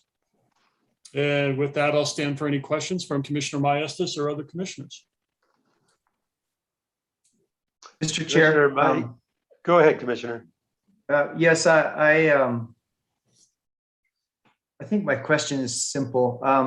So when an ambulance service goes down like this for a temporary amount or short-term amount of time, do the surrounding ambulance services need to expand their service area, or are the mutual aid plans satisfactory in covering the Eagle Nest area? I just wasn't sure about that. Well, Commissioner Maestas, that's our area of concern. Usually these mutual aid agreements are supposed to be in place for ambulance services. And my understanding from the Transportation Division is that the applicant is essentially trying to put those in place rather than having them in place. So the concern to the commission would be then, I do not want to entirely grant this voluntary suspension and potentially put public interest at risk without these mutual aid agreements being acknowledged and in place by the commission. Because once the mutual aid agreements are in place, then the other providers that are in that territorial area then are at least acknowledging that they will provide service upon request. And whenever we hear these matters, we're accustomed to these ambulance providers having overlapping service areas. So this is not really a concern, but when you look at the rural nature of the Eagle Nest area, I don't know for sure whether the existing service area of Angel Fire or another neighboring community or area already includes the Eagle Nest area. And so that's a reason for my concern. And it was more of a procedural one. Public safety answering points aside, I just want to make sure that there's no confusion, that it's clear, which ambulance provider would respond to the Eagle Nest area during this decertification time. And that is definitely something that I can address once we have reviewed the mutual aid agreements, because that will be our acknowledgement from the other providers in that territory area that they are ready to provide service in that specific area. But as you said, this is kind of a good thing. This is when having of providers overlapping in a territory, comes into play as a public benefit rather than having exclusive territories. So when one provider, for whatever reason, can't provide service, that we do have other providers in that area that can provide service in such an event.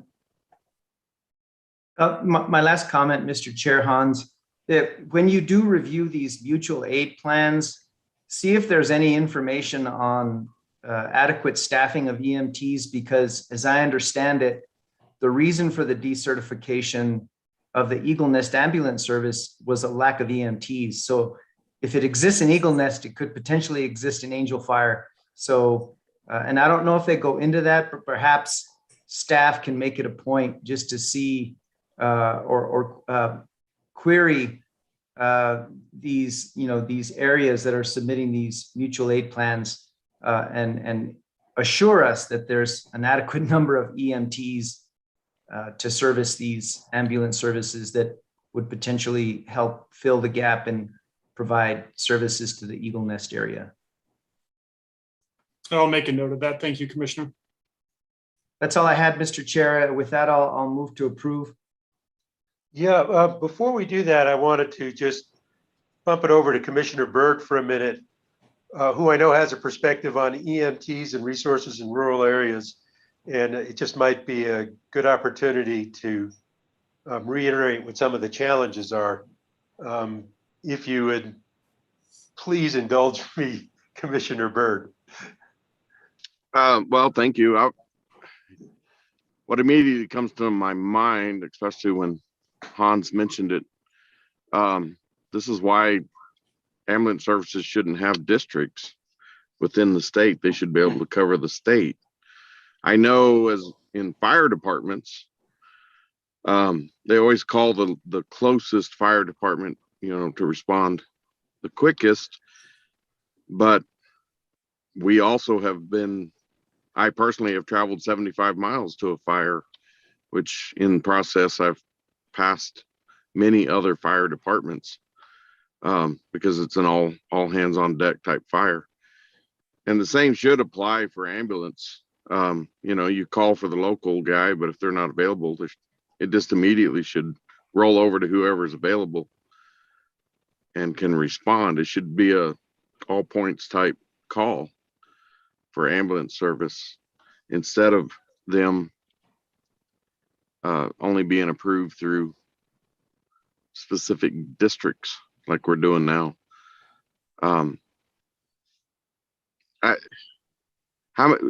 We know that we've approved at least 2 towns here in the east side of the state for temporary suspension of the rules because they can't meet the requirements to fill the ambulance. Maybe we need to go back to the legislature to change some of and I know we've talked about this, change some of the requirements for rural ambulance service providers. And I don't know if did we ever get anywhere with that? Did we ever make a decision to see if we could find a legislator to carry that water? But I know we've had discussions about it, and here it rises again. Mr. Chair, I would support our commission proposing some legislation to the legislature on that. I've spoken about that before, and we've had discussions about this before, looking at other cases where there was just inadequate service and it was seemed impossible to get help from the most adjacent districts. And, I don't know what would be the appropriate way to go about that. Maybe we could get general counsel to advise us, but it seems to me that we could make that one item on our agenda in reaching out to the legislators, even in interim committees. It seems almost like a no-brainer, and especially since I wasn't aware until Commissioner Burgess now mentioned it, that's how fire safety is conducted in our state. I think, this is completely analogous, and it seems like I can't imagine too much resistance to it, except maybe on the part of other of some service providers for ambulance services, because they're stretched. But maybe a different structure would attract other participants in that market. All I can say is I would be supportive of it, and I don't know what would be the right way to approach it. If we need to, open a docket for, an inquiry into the issue, but that seems more bureaucratic than we need to do when it's something we've discussed numerous times in existing dockets. So I guess I would ask general counsel if they have any advice they want to give us on this point, or should they just draft up a bill? Well, Commissioner Byrd, if that's something that you'd like to follow up on for the commission, I think there's a general consensus that we can come up with a better structure than we've got now.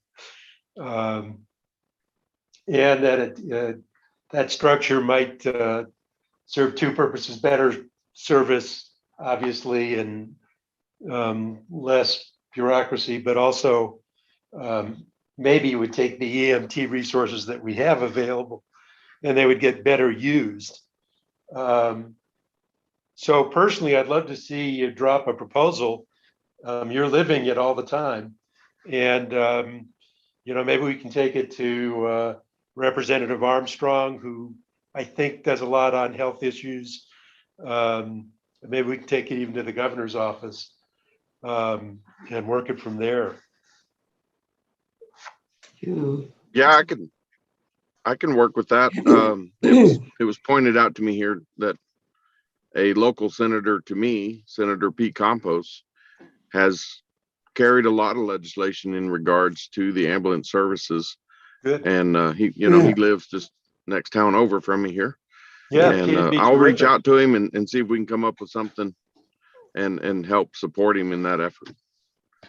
Thank you. That'd be great, because we've talked about it a few times, and I think we need a legislative solution might be helpful here. I agree. So thank you. So with that, we got off onto a tangent there, but we had Commissioner Maestas move to approve the suspension, the order regarding the voluntary suspension. Did we have a second? I'll second. Okay, Commissioner Hall, second. Any further comment? Okay, Mike, please take the roll. Commissioner Byrd, Aye. Commissioner Vicente Aguilar, Aye. Commissioner Fishman, Aye. Commissioner Maestas, Aye. Commissioner Hall. Aye. Commissioners, the proposed order is approved by a vote of 5-0. And thank you, Commissioner Maestas, for focusing on it a bit, and Commissioner Byrd for following up, because I know we can do better. On to item number 7. First of all, Commission, I think we can get through this pretty quick. Does anybody need a break? Mr. Chair, I'd appreciate a 5 or 10 minute break. Well, I don't think there's any such thing as a 10-minute break. So we'll do 15 minutes. And we'll be back at 11. Let's make it 11:35. Thank you.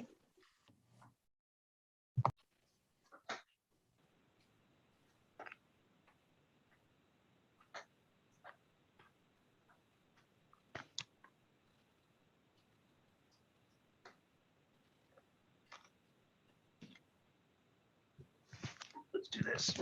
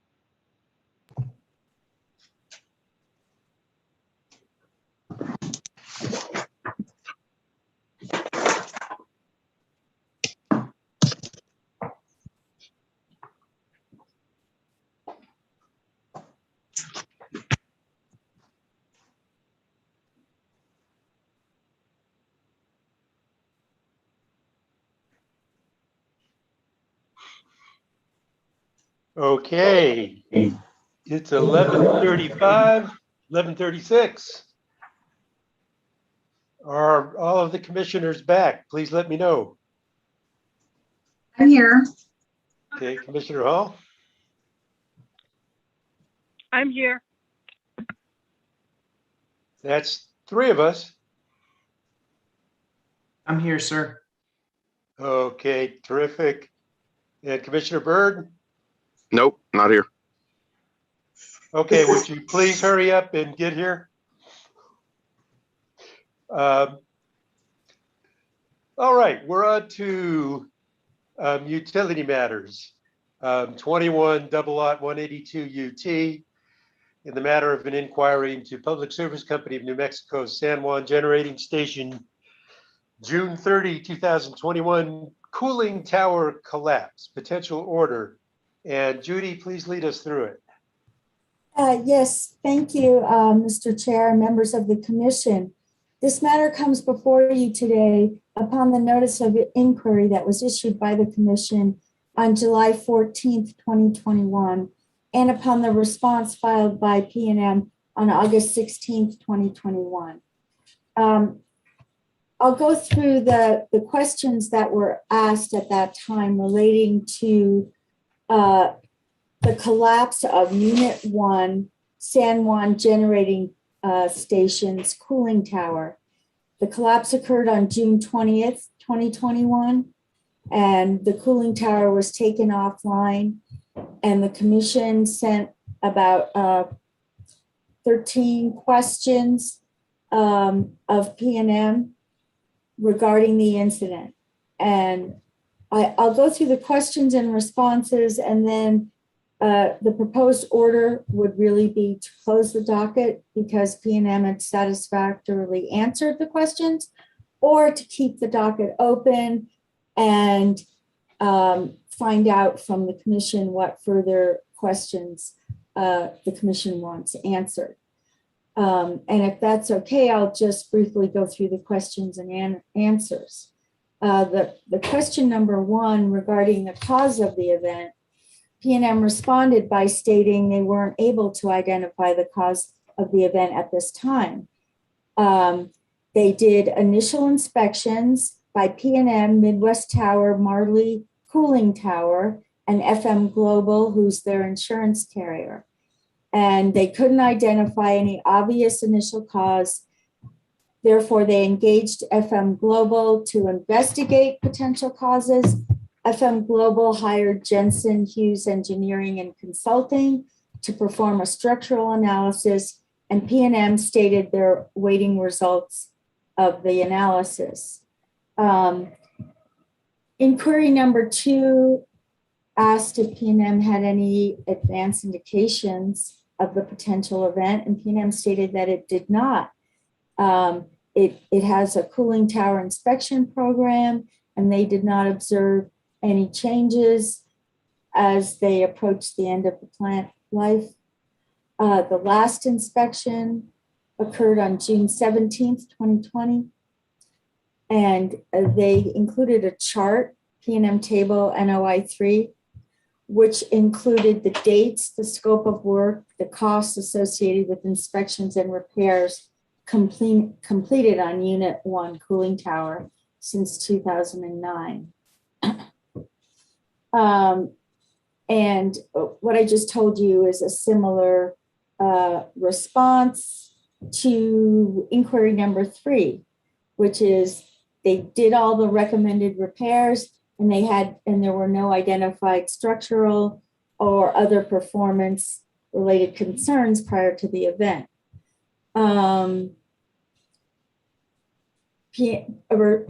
In response to the fourth inquiry, PNM stated there was no change or impact on the provision of electric service to any PNM customer as a result of the event. Number 5, PNM stated there were no customer service interruptions as a result of Unit 1 being taken out of service on June 30th and returned on July 25th. That was an outage of 25 days.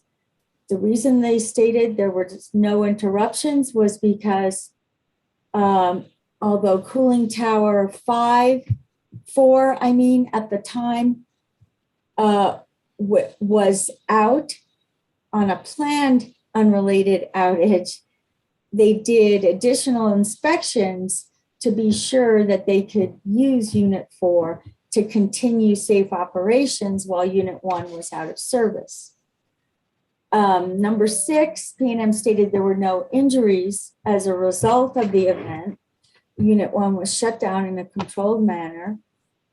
There were no issues. All personnel, employees, and contractors on site were accounted for within 15 minutes. Number 7, which was a question regarding cleanup and remediation of Unit 1, PNM stated it conducted sampling to ensure no asbestos or other hazardous materials were present in the debris before they disturbed it. Then PNM removed the debris. Then PNM installed temporary cooling towers to facilitate return of Unit 1. Then the sampling indicated the debris was non-hazardous and all non-metal debris will be disposed of at the San Juan County landfill, and all scrap metal debris will be recycled using a local vendor. The plan is to have all debris removed by the end of August 2021.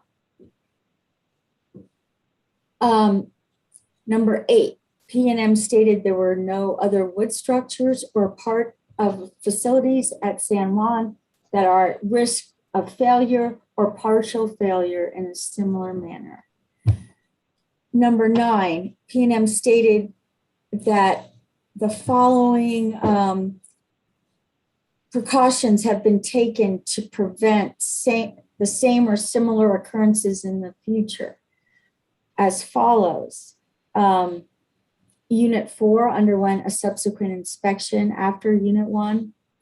Periodic inspections and routine maintenance and repairs will continue on all other facilities with cooling towers. Reef Station recently completed a 3-phase repair program on their wood cooling tower in 2020.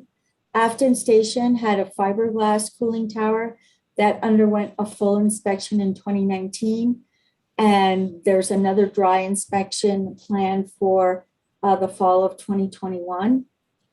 Luna Towers were inspected in 2020, and they're undergoing a multi-year phased fiberglass replacement project scheduled to be completed in 2023. And that particular cooling tower's wet structure and fill replacement was replaced with fiberglass in 2015 through 2019. Regarding NOI number 10, which was why did PNM not notify the commission about this incident immediately or soon after it occurred? PNM stated the reason it did not notify the commission shortly after the incident was because it was able to serve customer needs without compromise. PNM stated it does not normally publicize unplanned outages. PNM stated that it responded immediately to staff's initial request and followed up on all questions. PNM stated they thought staff was satisfied with its response and had no further questions. PNM stated that it will promptly inform both staff and the commissioners of similar events in the future.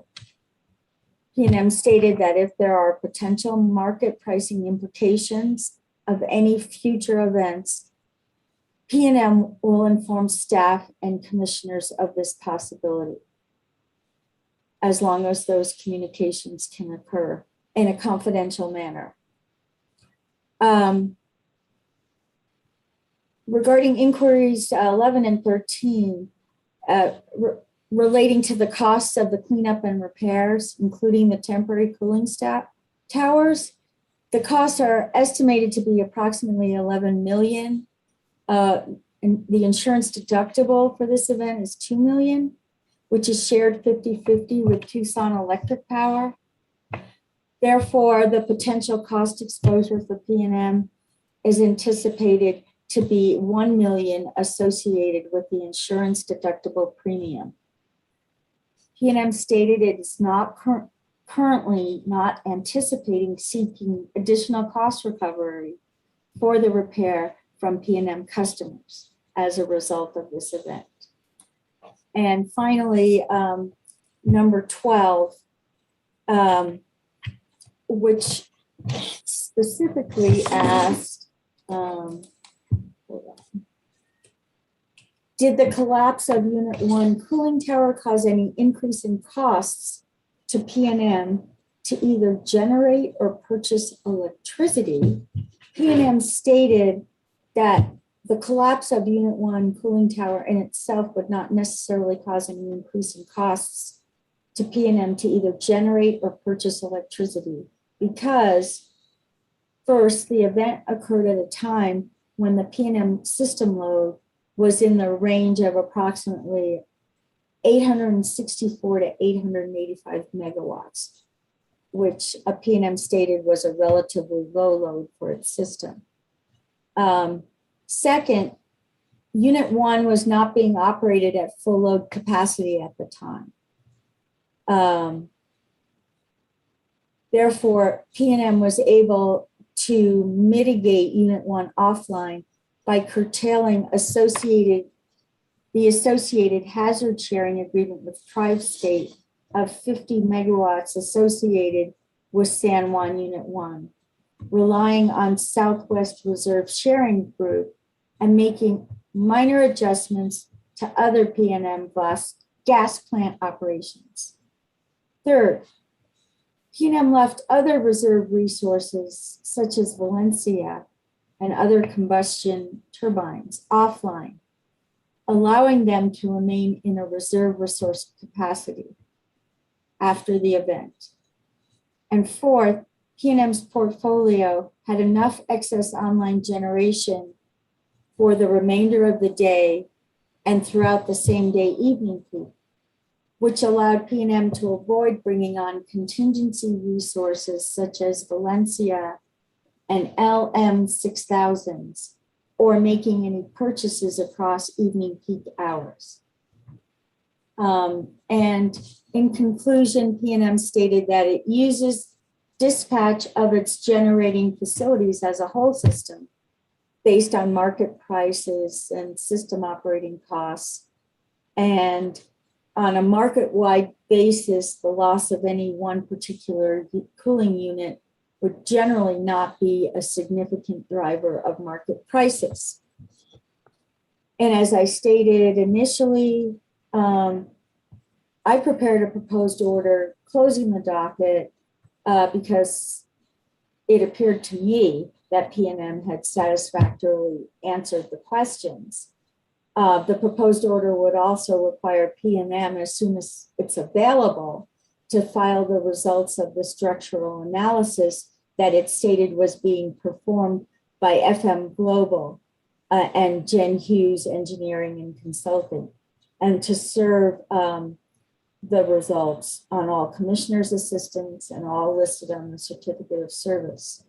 However, if the commission has further inquiries, I can prepare an order that keeps the docket open to ask more questions. And I'm available for any questions. Commissioners. Mr. Chairman. You know, I heard a voice, but it faded out. Mr. Chairman, can you hear me? Yes, Commissioner Vicente Aguilar. Yes, I would like to propose to leave the docket open. My main concern was not part of the questions that were submitted to PNM. My concern involves the safety of the employees. And how does PNM comply with the safety regulations when it comes to training employees on safety concerns? So that's my point on that. Is there any response? I'll follow up. I guess my instinct is to leave it open until we hear back on the engineering report. Something went wrong, that thing collapsed and nobody knew. Nobody had an inkling. And rather than having to reopen a docket, maybe it's better, as Commissioner Vicente Aguilar suggests, let's leave this one open, let that piece of information come in, and hopefully then we'll have enough to do a final resolution. Commissioner Fishman, would you like to order P&M to file the results of the structural analysis performed in the docket and then have OGC report back? Yeah, Commissioner Vicente Aguilar, does that feel appropriate to you? I'm thinking along the lines just as the chairman is thinking. No one knew that this is going to occur. And we may have further questions depending on the analysis. So if there's no other discussion, I would like to make a motion to leave the docket open and ask for the safety training program for the employees. Mr. Chair, I'll second that. I'll second that, but I would also like to just make a comment, which is that, I just think it's really important to get the results because it said that our duties recitation of their answers seemed to indicate that they had no indication anything was going to go wrong with the building. But they reassure us that there is nothing else wrong with the remaining structures they looked at. But I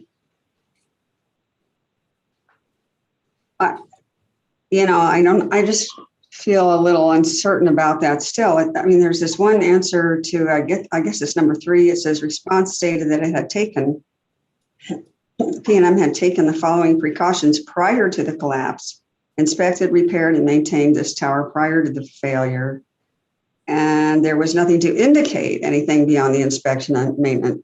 Anything to indicate beyond inspection and maintenance was required. I don't quite follow that sentence very well, but nevertheless, I get the idea that they didn't think there was anything wrong with the building, and yet it collapsed. So it would really, I think, be important to find out why, because I'm not completely reassured that that might not happen somewhere else, notwithstanding that they examined the other buildings, because it sounded like they were saying that they had inspected this one. So maybe I'm not understanding it right, and maybe Judy could set me straight, but that's what I think I heard. Commissioner Hall, members of the commission, I believe you read their answers correctly, that they don't know why it happened. They performed all the required analyses and made all the required repairs. And so it is an open question as to why did this happen. I agree that it would be important to get the structural analysis from the Jensen Engineering Group. I hope that would, shed some light on why it actually happened. Great. Well, thank you very much for clarifying for me what I thought I was reading. And so, Mr. Chairman, as I mentioned, I second the motion. Okay. Any further discussion from commissioners? Mr. Chairman, if I may, I think I just want to state for the record, I think it's very clear that I think the notification of this incident was less than transparent and certainly not timely. I think we definitely need to see the report on the root cause analysis before we close this docket. And regarding NOI number 9, it's not clear in terms of what the scope of inspections are over the remainder of the plant. It seems that there's a focus solely on cooling towers and wood structures. What I'm going to do as a commissioner, and now that the docket hopefully will remain open after our vote, I will compile some additional questions to be assured that that there are more comprehensive routine inspections and that we do have a solid safety plan, because as we've been informed, several of the replacement power projects for the San Juan generating station will be delayed, which may necessitate extending the operation of this plant. And some folks out there that heard about this tower collapse might be thinking, is this premature deferred maintenance or even neglect? I don't know. But in light of this development that it could remain operating several months more, I want to be assured that this plant is safe and that we do prevent this from happening again. That's all I had, Mr. Chair. Okay, thank you. Any other commissioner comments? Okay, Mike, would you please take the roll? Commissioner Hall. Once, Commissioner Fishman and members of the commission, just to be sure what we're voting on. It's a motion to ask, keep the docket open, have P&M file the structural analysis when it's complete, and ask P&M what training on safety it provides for its employees and contractors. Is that correct? That's how I understand it. Other commissioners? We've got it. Okay, thank you. Mike, please take the roll. Commissioner Hall. Aye. Commissioner Byrd. Aye. Commissioner Vicente Aguilar. Aye. Commissioner Maestas. Aye. Commissioner Fishman. Aye. The motion passes 5-0. Okay, on to item number 8, 21 Triple Lot 83 UT. In the matter of the application of Public Service Company of New Mexico for decertification and abandonment of 114 megawatts of leased Palo Verde nuclear generating station capacity and sale and transfer of related assets, and for approval to procure, new resources under 17.9.551 NMAC. And Michael and Carolyn, please lead us through it. Mr. Chair. Oh, go ahead, Mike. That's okay. We're just speaking over each other. I was just about to say I'm going to defer to Carolyn to present her recommended decision at this time. Mr. Chair and Commissioners, what's before you today is my recommended decisions on motions to dismiss. So this recommended decision is not a recommendation on the merits, on the final recommending what you should ultimately do. I'm going to share my recommended decision on motions to dismiss.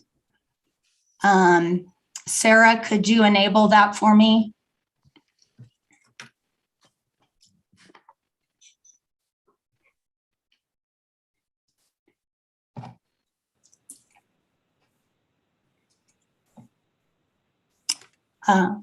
There you go, Carolyn. Somehow it popped off for whatever reason, but you are co-host now and should be able to share. Thank you. So I'm starting on page 4 of my recommended decision, which is a summary. In this case, P&M seeks approval to 1, abandon and decertify about 114 megawatts of its leased interests in Palo Verde Nuclear Generating Station Units 1 and 2 when the leases terminate. PNM has has 4 leases in Unit 1, which will terminate on January 15th, 2023. And PNM has 1 lease in Palo Verde Unit 2, which will terminate on January 15th, 2024. Second, PNM seeks approval to sell and transfer the PNM-owned assets and fuel supply associated with the leased interests to the Salt River Project Agricultural Improvement and Power District, who will acquire the leased interest from the lessors when the existing lease terms terminate.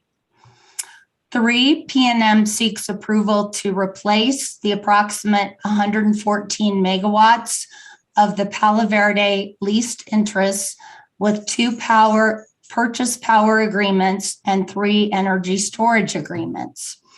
And then 4th, PNM requests approval to create 4 regulatory assets for rate-making purposes. Interveners in this case file pleadings which, taken together, move to dismiss several of PNM's requested approvals. In my recommended decision, I recommend granting those motions to dismiss, and if approved by you, the effect would be to remove those dismissed issues from the case. They would not go to hearing. And before I go further, I want to put up our rule regarding motions to dismiss so that you know what the standard is for granting a motion to dismiss. So our rule on motions to dismiss is 1.2.2.12b. It says staff or a party to a proceeding may at any time move to dismiss a portion or all of a proceeding for lack of jurisdiction, failure to meet the burden of proof, failure to comply with the rules of the commission, or for other good cause shown. The presiding officer, myself, may recommend dismissal, or the commission may dismiss a proceeding on their own. So I'm going to go back and continue with my summary.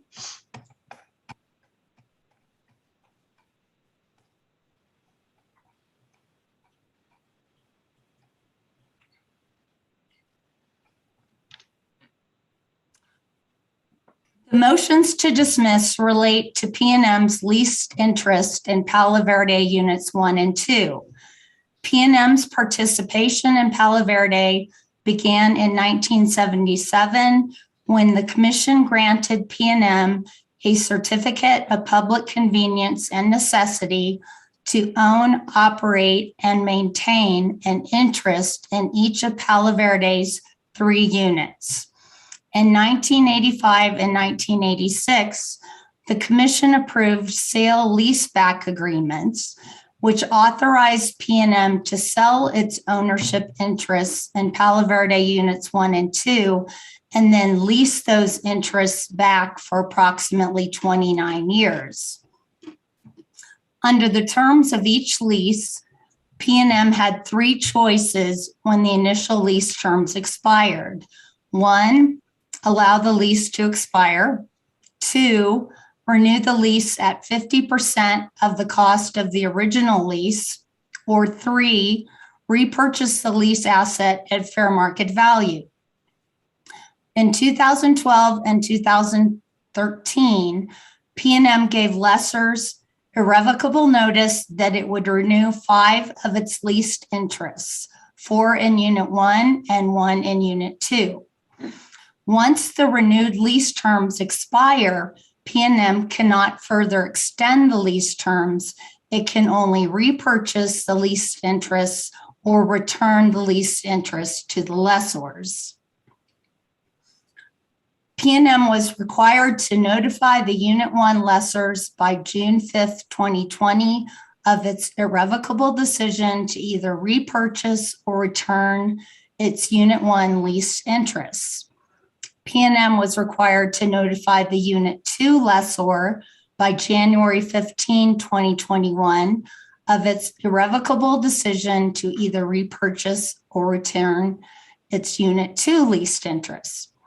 On June 11th, 2020, PNM informed the Unit 1 lessors and the Unit 2 lessor of its decision to return all of the leased interests to the lessors. The first motion to dismiss moves to dismiss PNM's request to abandon its leased interests because, one, the commission, in approving the sale leaseback agreements, already approved abandonment of the leased interests if PNM does not exercise its right to repurchase them. And two, because PNM has given irrevocable notice that it intends to return the leased interests to the lessors. PNM does not object to the commission summarily determining that abandonment approval is not required, but argues that the commission should do so by issuing a declaratory order, not an order granting the motion to dismiss. For reasons I state in the body of my recommended decision, I found issuance of a declaratory order is inappropriate, and the motion to dismiss should be granted with prejudice because the commission has already granted PNM approval to abandon the Palo Verde lease interests when they terminate, and the commission now has no authority to deny the abandonment request. Granting the motion to dismiss does not mean that PNM cannot abandon its leased interests in units 1 and 2. Rather, it means that advance commission approval to abandon is not necessary because the commission has already approved abandonment of the leased interests when they terminate. The second motion to dismiss moves to dismiss PNM's request for approval to sell the Palo Verde assets because, one, the Public Utility Act only requires advance commission approval for a public utility to sell public utility plant, quote, constituting an operating unit or system or any substantial part thereof, end quote, and because the Palo Verde assets do not constitute an operating unit, system, or any substantial part thereof. PNM agrees that the Palo Verde assets do not constitute an operating unit or system, or any substantial part thereof, and does not object to the commission summarily determining that sale approval is not required, but again argues that the commission should do so by issuing a declaratory order, not an order granting the motion to dismiss. I found PNM's request for issuance of a declaratory order should be denied for the reasons I found it should be denied with regard to the first motion, and that the motion to dismiss should be granted with prejudice because the Palo Verde assets do not constitute an operating unit or system or any substantial part thereof, and the commission has no authority over the sale. Granting the motion to dismiss does not mean that PNM cannot sell the Palo Verde assets. Rather, it means the commission has no jurisdiction over the sale. The third motion to dismiss moves to dismiss PNM's request for approval to create 3 of 4 regulatory assets.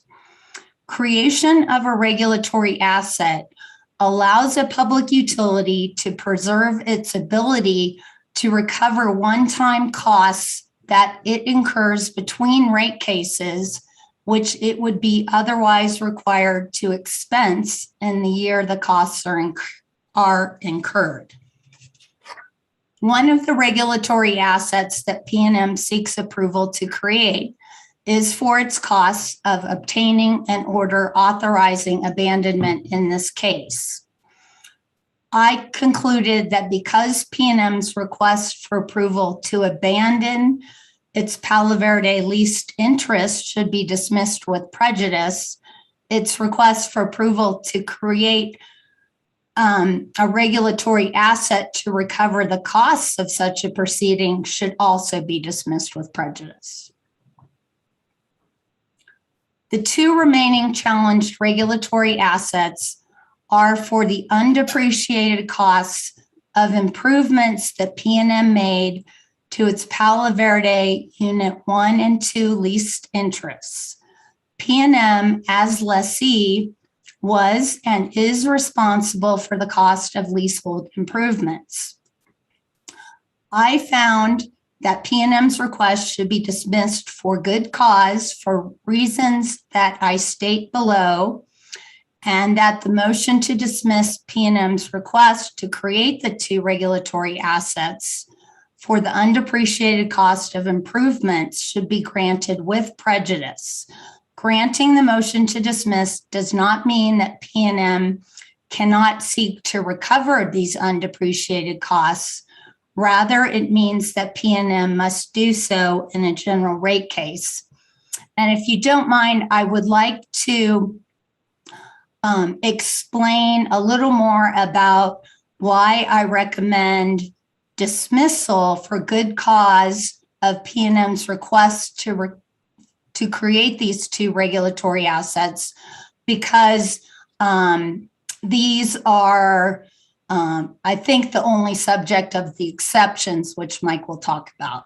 And I won't talk about the exceptions. That's Mike's job. I just want to give you my reasoning. So I'm going to go to page 18.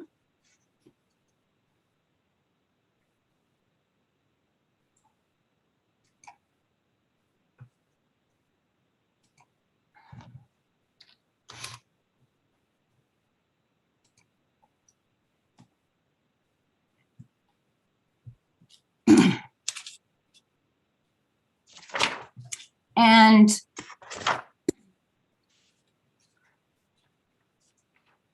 I want to give you a little information that's in the record, but not in my recommended decision, just for background purposes before I get to my analysis. PNM has already incurred costs of making improvements to its leased interests. However, it projects when the Unit 1 leases terminate, it will have about $88 million in undepreciated costs for its improvements to the Palo Verde 1 leases, and about $7.4 million in undepreciated costs for its improvements to the Palo Verde 2 lease. These are called stranded costs, which are costs that will not yet be paid for by ratepayers when the leases terminate. If PNM files a rate case in the future and the 12-month test year period for that rate case does not include the period when the leases expire, PNM will have to write down the book value of the improvements and charge the loss to earnings. So PNM is requesting an accounting order that would allow it to book the uncollected costs in a regulatory asset for recovery in a future rate case if the test year period for that rate case does not include the period when the leases expire. Whether to grant a request to create a regulatory asset for rate-making purposes is within the Commission's discretion. There is little legal authority in the Public Utility Act to approve rate-making treatment to recover a utility's costs before or after the costs are incurred and outside the context of a rate case. While this commission does not oppose the creation of regulatory assets, it has said they should be the exception, not the norm. This is consistent with generally accepted accounting principles, which permit a public utility to defer through creation of a regulatory asset, quote, unusual, unquote, or quote, infrequently occurring, end quote, costs. And infrequently occurring costs should be of the type that would not reasonably be expected to recur in the foreseeable future. An unusual cost should be related to an underlying event or transaction that possesses a high degree of abnormality and be of a type clearly unrelated to or only incidentally related to the ordinary and typical activities of the public utility. In case 15-00261-UT, which was a P&M rate case, the commission stated that utility requests for regulatory assets and liabilities are becoming more frequent, and that it shares the concerns expressed in that case by Attorney General witness Andrea Crane. In that case, Ms. Crane said that the Attorney General opposes the creation of regulatory assets in principle because they insulate shareholders from risk and shift risk to ratepayers. She said that a utility's incentive to manage its business gets lost when regulatory assets are permitted. The commission quoted Ms. Crane's testimony in that case with respect to P&M's request for a regulatory asset for costs incurred to implement a credit card payment program. And this is what the commission quoted from Ms. Crane. But I do find it ironic that you would go out and execute a buyback of Palo Verde leases for 150 million or something without batting an eye, and yet you want to come in and have a regulatory asset for a couple of $100,000 in credit card fees. I mean, you are at risk. You should be at risk. And guess what? That's why you get a rate of return that's more than a risk-free rate. If you didn't have any risk, then we shouldn't be talking about a treasury rate of return for the company. We're not. Even Dr. Woolridge is not recommending that. And so, you know, there's risk. You're going to be compensated for that risk, and you need to take that risk instead of pushing everything off to ratepayers, you know, and trying to get the commission to guarantee recovery of costs that you haven't even incurred yet. Now, in this case, I said P&M has incurred some of the cost of the improvements to its lease interests, and I assume will incur more costs for improvements until the lease terminate. And it, again, is requesting creation of a regulatory asset to allow it to recover the costs in the future. Again, if the base period, the 12-month base period in that case does not include the time when the leases expire.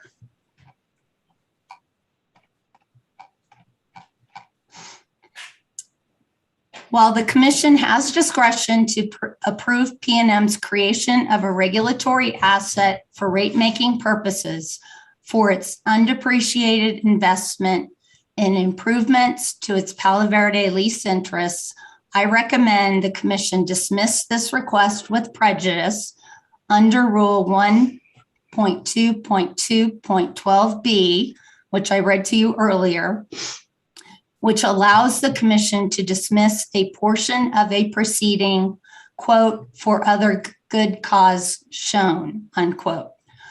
The good cause I found to dismiss the request with prejudice is comprised of several elements.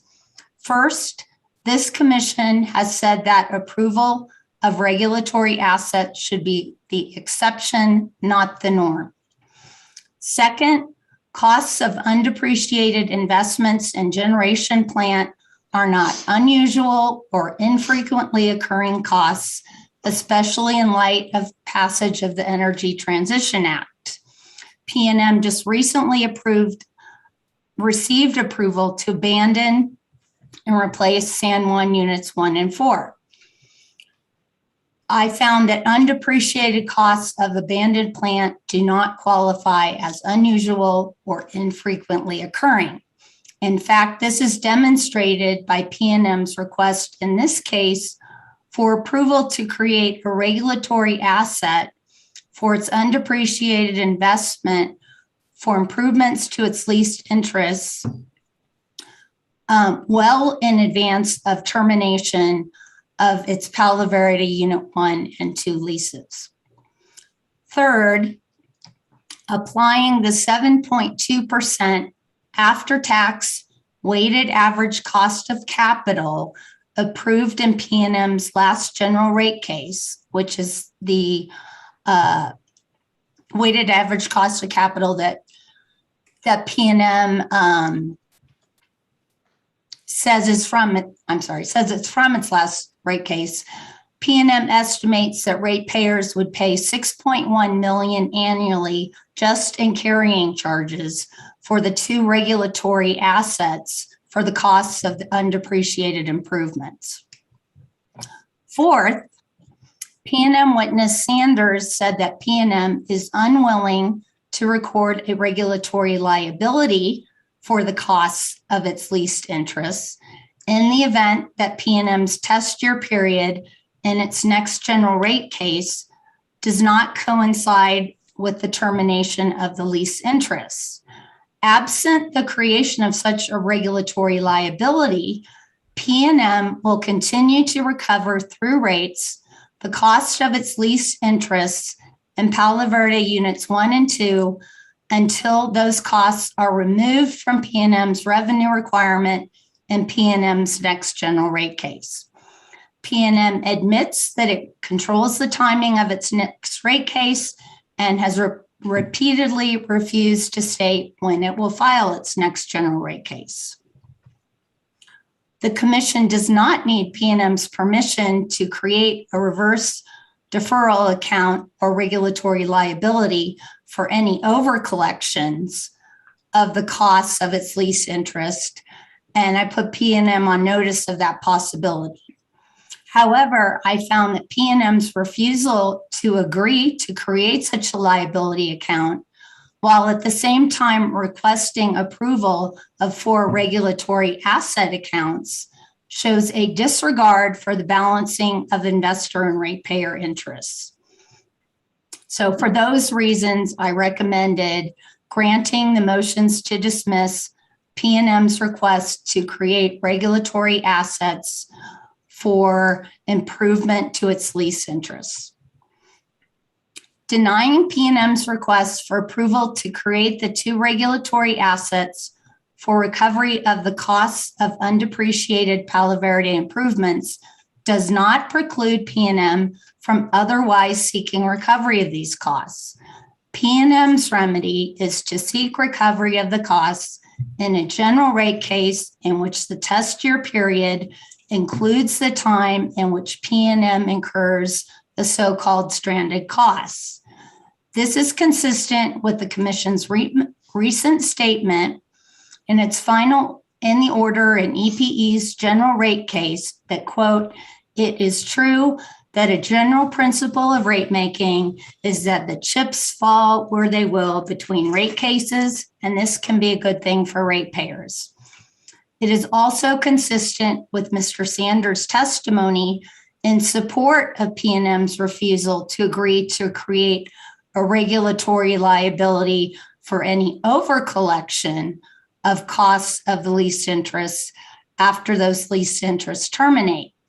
Mr. Sanders said, quote, "PNM believes a general rate case is the appropriate avenue to address these types of changes where the commission can completely assess a utility's cost of service, end quote.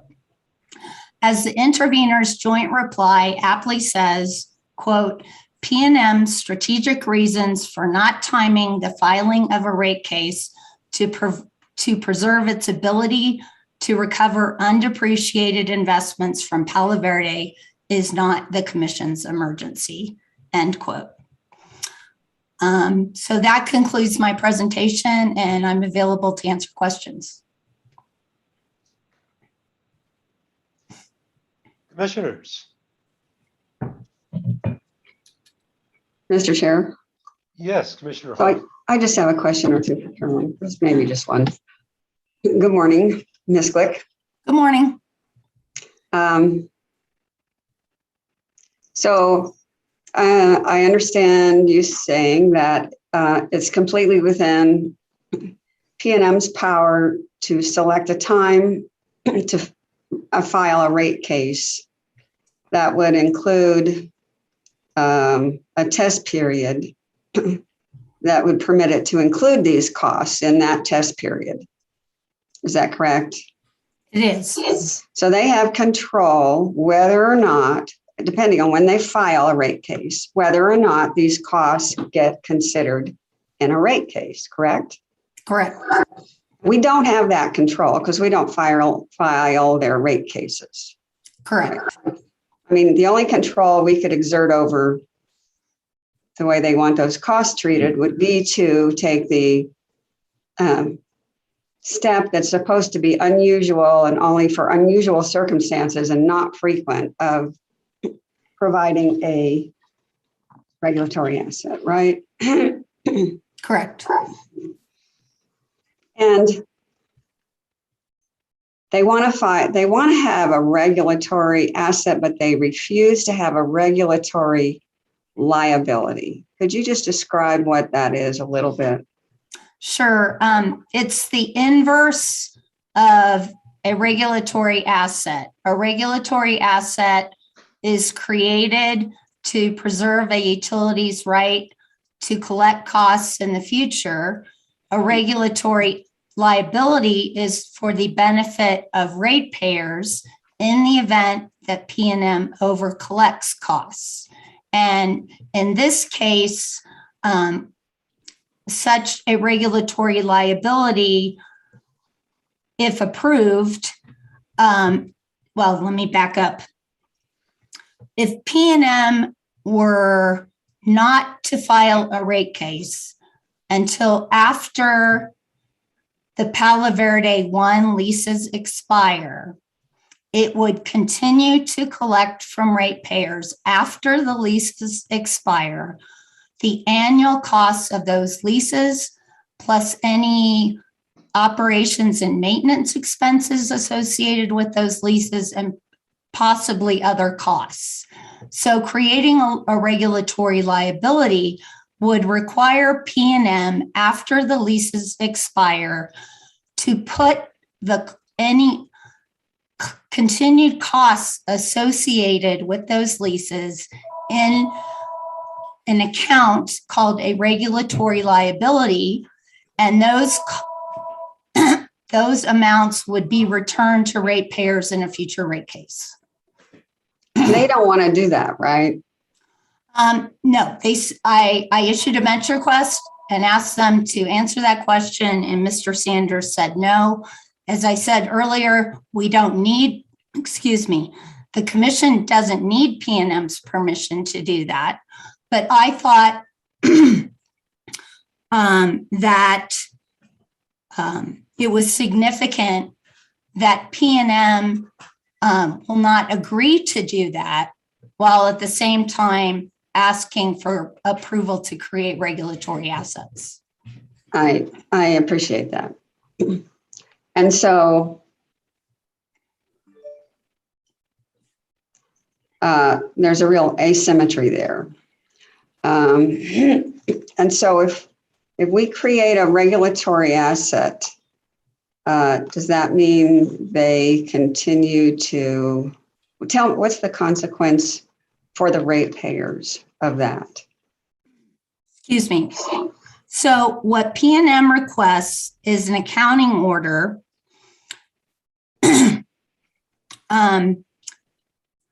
which would create a regulatory asset to recover, starting when the leases terminate, any undepreciated costs of the 4 Palo Verde 1 leases and the 1 Palo Verde 2 lease. And it is, in this case, asking the commission not only to approve creation of such an asset, but also for approval to collect the amounts in that regulatory asset in a future rate case with a carrying charge. Right. So for the period of time that that regulatory asset exists, a carrying charge is added to those costs, and ratepayers, when the rate case is ultimately determined, and assuming the regulatory asset is approved, then the ratepayers have to shoulder the burden of the cost contained in the regulatory asset account plus the carrying costs. And PNM has control over how long a period of time those carrying costs are being imposed, correct? Commissioner Hall, no.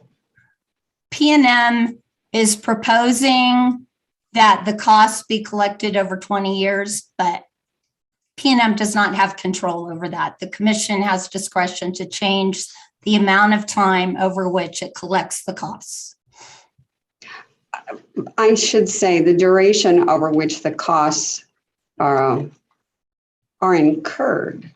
That is, doesn't that depend on when PNM comes in to file a rate case? I mean, the carrying costs are applied for the period of time until they file a rate case and there's a determination made, right? Correct. So we don't, PNM estimates the amount of the regulatory assets at the time the leases terminate. Between now and then, the improvements will depreciate, but PNM on the other side may make further improvements. So they have estimated what those balances will be, but we don't know for sure, and we won't until the leases terminate.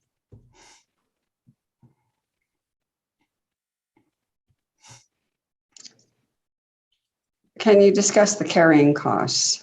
Those are imposed on top of the amount that's estimated, right?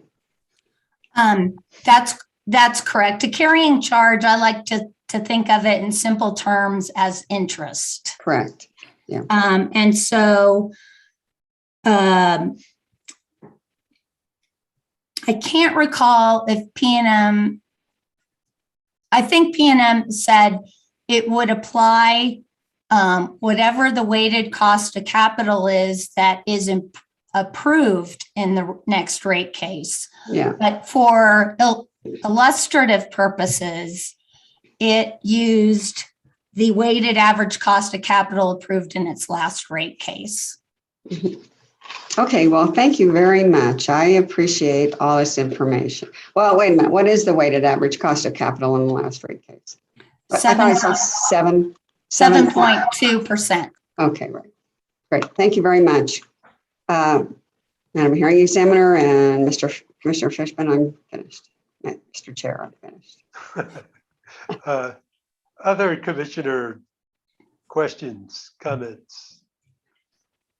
Mr. Chair, just a general statement, and I support, the order, but in looking at the big picture and the role that Palo Verde Nuclear Energy plays in PNM's portfolio, it's an important part of the baseload. And of course, we know that so are the other coal-fired plants, San Juan Generating Station and Four Corners. And so they're shedding a large part of their baseload.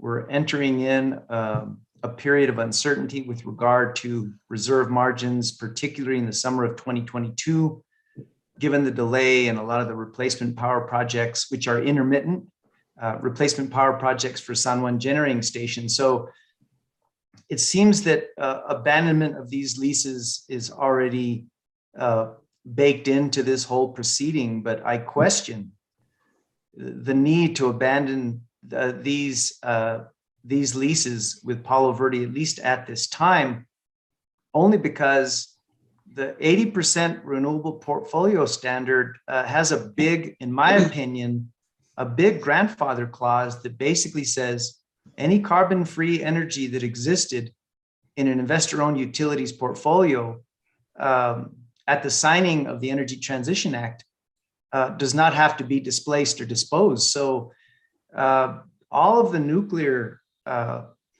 in PNM's portfolio is grandfathered in. And, if I had a wand, I would, I'd rather see these leased rights continue and continue to depreciate and minimize impacts to the customer and continue serving that vital role in PNM's baseload, which will be even more limited when these coal-fired plants close. So I'm coming in after the fact, and I guess I'm inheriting, this situation. But if we have an opportunity as a commission to revisit this discussion, I would welcome that. So anyway, thank you, Carolyn. I just, for somebody, I'm just somebody coming in, looking at this and just kind of scratching my head and wondering, why are we doing this? Why are we allowing this to occur? Is it truly in the public interest for these this leased energy from Palo Verde, to be abandoned when it in fact is grandfathered in by the ETA, particularly the 80% RPS? Anyway, that's all I had, Mr. Chair. Thank you. Mr. Chair. Mr. Chair. Yeah, Commissioner Hall. Well, I would just like to completely concur with everything Commissioner Myers just said. I feel the same way, notwithstanding the issues before us. And I look at that future time period with anxiety.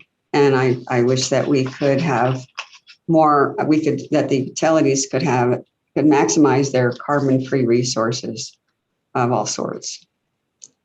I don't know that we're in a posture to be able to do anything about this particular resource, but I feel it. I totally share his concern. Just wanted to say that. I'm going to ask a couple questions of Carolyn that maybe illustrate the other side of that argument, and or maybe not. We'll find out. So Carolyn, in requesting, or Miss Glick, excuse me, I got too informal. No problem. What were the reasons for the abandonment that were outlined in this filing?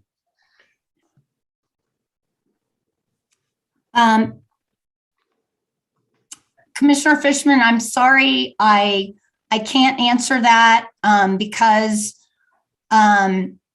I haven't read all the testimony on that. I was focused on this motion, and as you know, I'm going to retire, so I hadn't started reading that yet.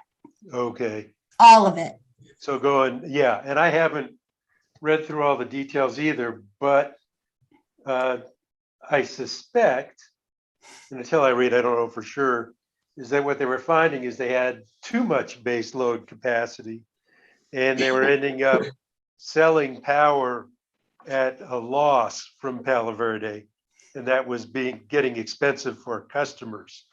Had you had a chance to read anything about that in the filings or not? I'm sorry, I have not. Okay.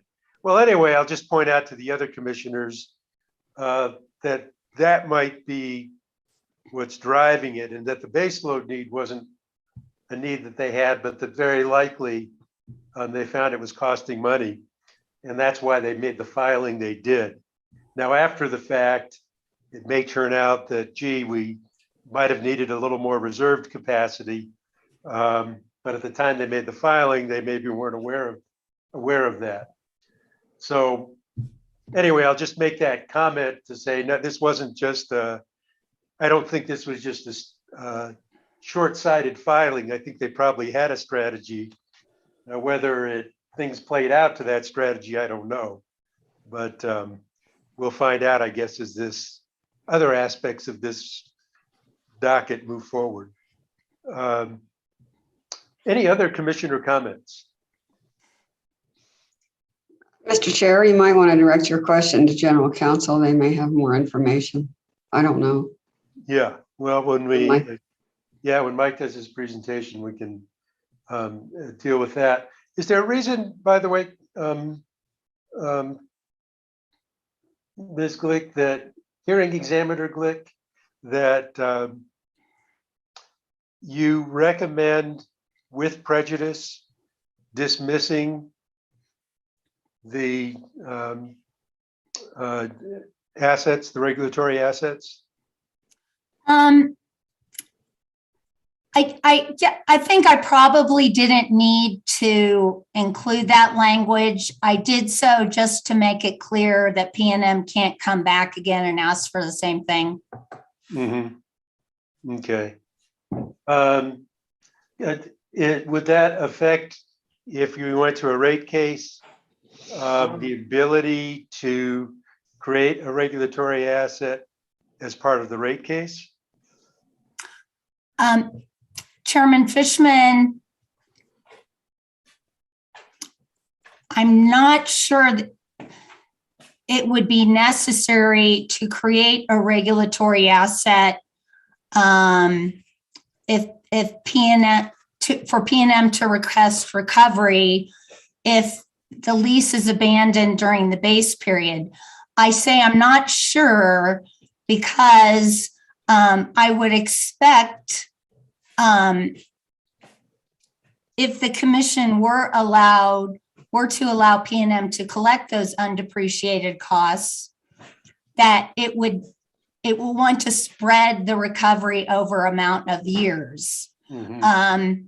And probably you would not want P&M to recover all of those costs because it's a large amount in a single rate case. And you have in your power to determine just and reasonable rates, you would have the authority if you allowed P&M to recover those costs, to recover them over a period of time, in which case I think you probably would need a regulatory asset.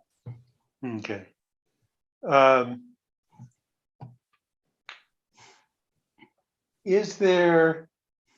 Are there in your mind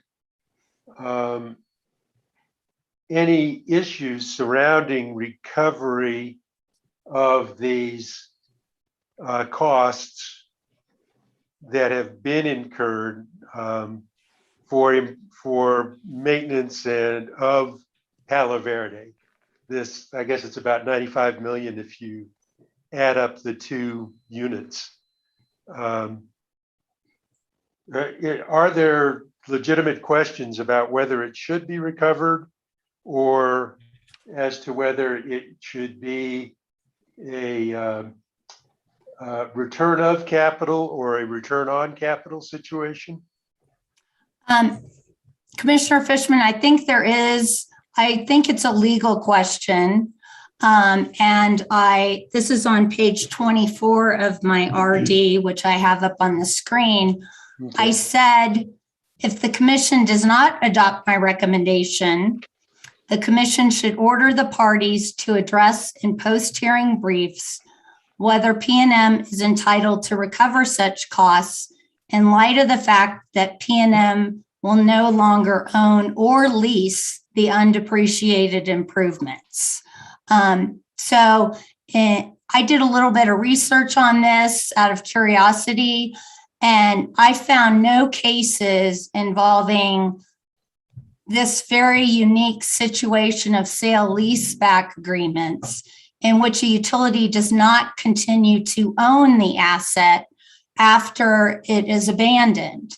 So I don't know whether the fact that P&M would no longer have any interest in Palo Verde, in these Palo Verde lease interests, should preclude it from recovering those stranded costs. I don't know the answer to that, but I think that that is a question that should be briefed if the commission does not adopt my recommendation.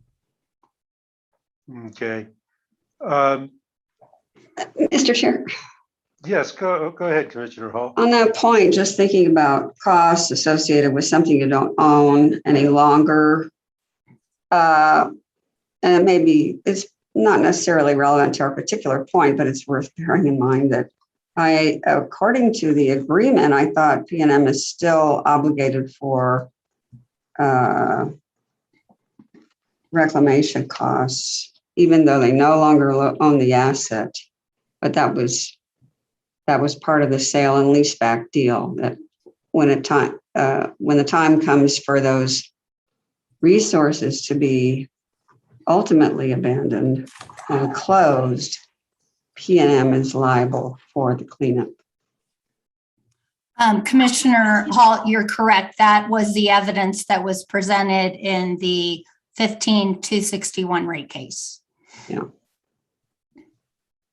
Thank you. Well, that's all. I just wanted to throw that in there. Okay. There's, when we're talking about costs that are going to continue to be borne by ratepayers, and the refusal to even do a regulatory liability for the maintenance costs on these facilities. That's it. Okay.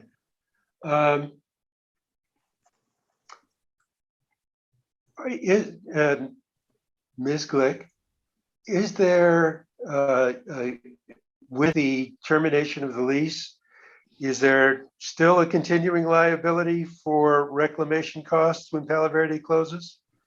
When these units close, or is that prorated, or does it disappear? Want to make sure I get this right. So I'm looking at my recommended decision from the 15-261 case. And it says, under the sale leaseback agreements, P&M is responsible for paying decommissioning costs of Palo Verde in proportion to its generation entitlement share, even if P&M relinquishes its interests in the leased assets. And P&M's generation entitlement share, at least at that time, was 10.2%. Okay, so that liability stays regardless. Yes, it does. Okay. Thank you. I don't have any more questions. Other commissioners?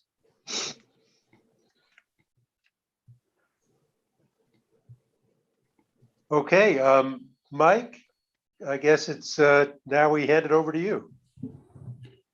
So, Mr. Chairman, Commissioners, normally I'd like to have a full order for you addressing the exceptions that have been filed. But in this case, part of the timing of Carolyn's presentation of her RD is driven by the fact that she is going to be retiring at the end of the month. And I, quite frankly, am still reviewing the exceptions that were filed by P&M. I think it's 33 pages of exceptions, which raise a number of issues relating to due process and the standards for motions to dismiss and the commission policy that's reflected in the recommended decision. However, at this time, while there's not a time sensitivity issue with regard to those issues, there is a time sensitive issue with regard to the replacement resources portion of the application. And given that, so what I have prepared for the commission is a partial order on the recommended decision, which addresses the uncontested portions and recommendations rather in the recommended decision, which relate to the abandonment, the need for abandonment, and the need for approval of the transfer of the assets. And so because those were the only thing that really would be holding back the decision, or were the necessary predicate for the commission to move forward on the decision for the replacement resources, and they're uncontested, the order that I've prepared for you would adopt those portions of the recommended decision that relate to those uncontested recommendations, and issue an order on that. And it would defer a decision on the remaining recommendation as it relates to the regulatory assets. And it would also bifurcate the case into two separate cases, which would basically put the replacement resource case into a separate proceeding. I've got a docket number for it, which would be case number 21-215, and allow the parties to move forward with addressing that. Part of the reason that I'm doing that is we have no open meeting next week. So I can't come back to you on the exceptions next week. The earliest I can come back to you on that is the 8th.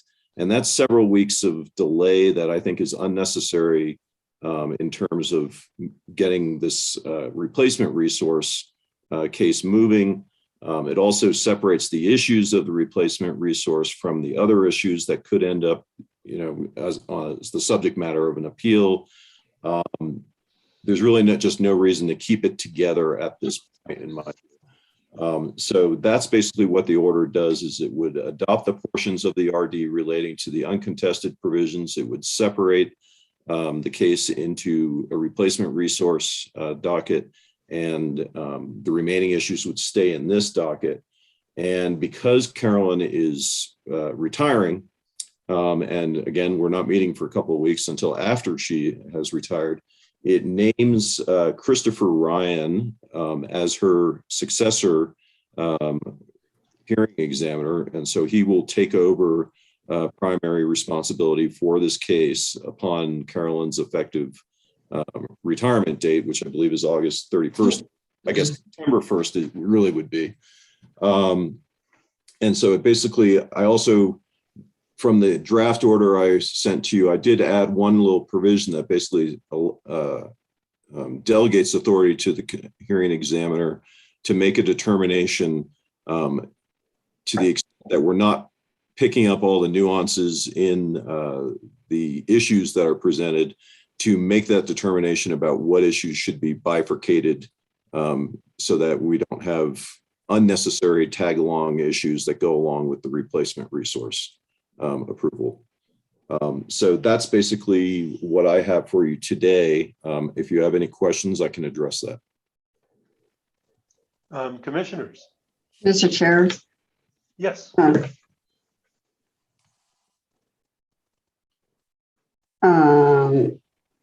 So I was just trying to understand what that last thing that Mike said. Mike, are you saying, I'm saying, trying to see read the order more closely. You're saying hearing examiner Ryan, are you talking about the part where it says take all actions necessary and convenient within the limit of their authority, conduct? That's boilerplate language. What are you talking about? What was that last thing you were talking about? I don't quite understand what you were saying he could do that needs done. I'm trying to find a language. It's stuck in there. I apologize. Let's see, where is it? I'll read you what I wrote. I said, this authority shall include the discretion to determine whether any ancillary issues raised in this litigation, not specifically addressed by this order, should be bifurcated as well. And also, I forgot to say this, and to determine a new case caption for this docket. What paragraph are you in?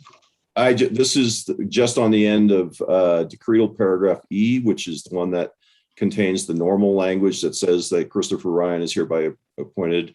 And now, just to act, it says to assume the duties of hearing examiner from hearing examiner Glick in this matter upon the date of Ms. Glick's retirement on August 31st, 2021. And then that's just boiler language. And that's partially based on, I guess there have been some issues that were raised in by some of the interveners relating to the role of RFPs And while it's not necessary to address specific, my understanding is not necessary to address the specific resources that are being proposed. I just want to make sure that rather than the hearing examiner having to come back to us on this, that if there are ancillary decisions that are not necessary for these specific replacement resources, that he can make that decision to make sure that those are remain in this docket, the original docket. I see. Thank you. Okay. Thank you very Commissioner much. Hall, may I just follow up? I can give you a specific example. Okay. For example, New Mexico area, its witness argues that some of the costs of purchase power agreements should be recovered through base rates as demand charges, and that the entire cost of the PPAs should not be recovered through the fuel clause. So that's an example of one of these issues that Mike's talking about. I see. Well, yes, it seems like the hearing examiner who takes over should be able to handle those issues. I mean, he has to handle those issues. So, but thank you for the example. I appreciate that. In fact, based on my quick overview of staff intervener testimonies, I think there's no opposition to PNM's selection of the replacement resources. Oh, yes, I appreciate Just to let you know, and it. Yes, I didn't think there was. Thank you. So, Mr. Chair, I like the idea of bifurcation. I think that's a very good idea. I think that sort of shelters that aspect of this case from contention over any other issues. So I would be in favor of that. But I have a little heartburn with Mike's proposal that we defer ruling on portions of the motion to dismiss. I thought Carolyn gave a very good analysis, and I support her analysis on all the motions to dismiss, including the ones pertaining to, especially on the ones pertaining to regulatory assets. So if we could, maybe craft an order that would adopt her recommendations and then bifurcate out the portion of the order that pertains to approval of the PPAs, I think that would be ideal. Okay. Mr. Chairman, Commissioner, Go ahead, Mike. Getting some feedback. So I can't recommend that to you today because PNM has, as I stated, has filed a number of complex exceptions to the recommendation. And at this time, I'm not prepared to present those to you. And I think due process really would require that the commission consider those exceptions before it issue a ruling on this. And Commissioner Hall, I guess as I'm listening to this, I don't see a deadline here, so I'm not worried if this gets pushed out a couple weeks on the non-replacement asset issues. On the what? On the issues that on the abandonment issues as opposed to the replacement asset issues. So replacement asset, we need to move forward with quickly. Mm-hmm. And I think Mike's order addresses that. But we don't need to resolve these. I don't perceive a deadline. And Mike or Carolyn, please let me know if I'm missing something. Mr. Chairman, I would just correct you in that you said the abandonment issues. The recommendation that I'm giving you today is to approve the portions of the recommended decision that relate to the abandonment issues. And that allows the commission then to separate the replacement resource issue. The issue that would be deferred until the 8th would be the issues relating to the regulatory asset requests. Yes. And there is, But when there we're is no- saying the contested issues would still be open? correct. Those are the contested issues. Yes. The regulatory asset issues are still- contested. And they would still be Sure. open under the current docket number 83, correct? Correct. Okay. And would it be the same? Who's picking up the 8-3 duties from Carolyn? Is that Ryan? Ryan as Mr. well, or someone Yes, else? Mr. Ryan would be particularly on both cases. Okay. Well, Mr. Chair, actually, I think there are only two motions to dismiss pertaining to regulatory asset issues that are contested. Well, maybe they're all contested, but the first two she described it related to dismissing the motions, dismissing the request for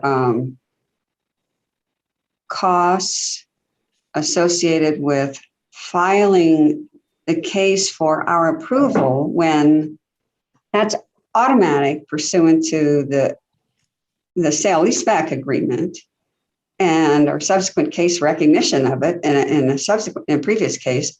I think that was an unnecessary filing, and I don't think that they should be compensated for those costs. And then there was another. You're right. So there are two requests for regulatory assets associated with that filing and the costs incurred. So I would not, in my opinion, I could dispose of those today without any question. And maybe the other commissioners want to discuss them, but those two I think are pretty clear cut. And then the other. So I caught you said two. So I caught the filing cost, which was right. 2 point some odd million, I remember. Yeah, let me ask Carolyn to describe those two. Yeah, what was the other one? So actually, Commissioner Hall, P&M made requests to create 4 regulatory assets. Correct. Okay. The two we've discussed, we've discussed 3 of them. Putting aside the 2 requests for creation of the assets for the undepreciated cost of improvements, P&M requested a regulatory asset to recover in a subsequent rate case the costs of securing an order, in this case, authorizing abandonment. Right. Okay. The 4th request for a regulatory asset was not challenged, and so I did not address that, and I did not make any recommendation on it, and that would go forward. So, Mr. Chairman, Commissioners, I just wanted to clarify that there are 3 regulatory assets that are subject of the proposed dismissals in this recommended decision. And P&M has filed exceptions to all 3.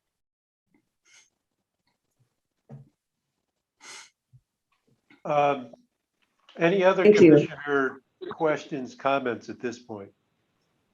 Mr. Chairman? Yes, Commissioner Vicente Aguilar. The more that I listen to everyone's point of view, I just begun to think that,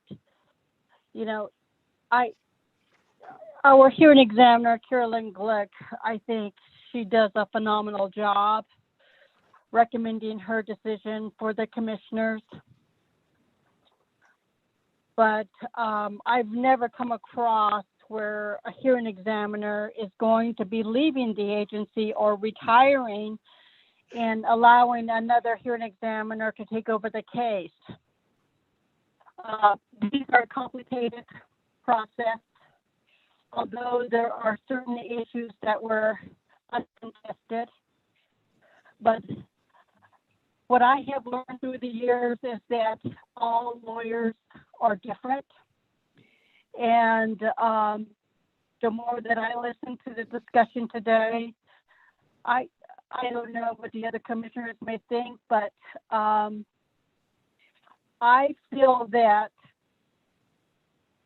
we should allow Christopher Ryan to take over the case and let him bring forth his recommendation, and also put Carolyn Glick's recommendation on the record, and have a comprehensive point of view. I don't like the fact that we are approving certain uncontested issues because Christopher Ryan may see it differently. I just want to give that benefit of the doubt on the table to see what my colleagues think about that. But that's where my stance is for right now. Thank you, Mr. Chairman. Thank you. Commissioner Byrd, any new perspectives to add here? New perspective? Oh, no. I was kind of hoping that Commissioner Vicente Aguilar was going to move that we order that Ms. Glick can't retire, but she didn't. So, Second. so no. For once, we've got a unanimous vote. I like where Mike is headed. It does allow a new hearing examiner to go through all the contested issues. It gets rid of the issues that are not in contention and gets them off the table, and allows Mr. Ryan to deal with all the other issues that need to be dealt with in a proper manner. So I like the order as it's presented. And I guess I'll move the order as presented. Could I discuss a little further for a moment? I just wanted to say one thing. Of course, Commissioner Hall, come on. So I was referring to two motions, and one was for declaratory order. That must be the one that's not contested. Is that the one you're referring to, Ms. Glick?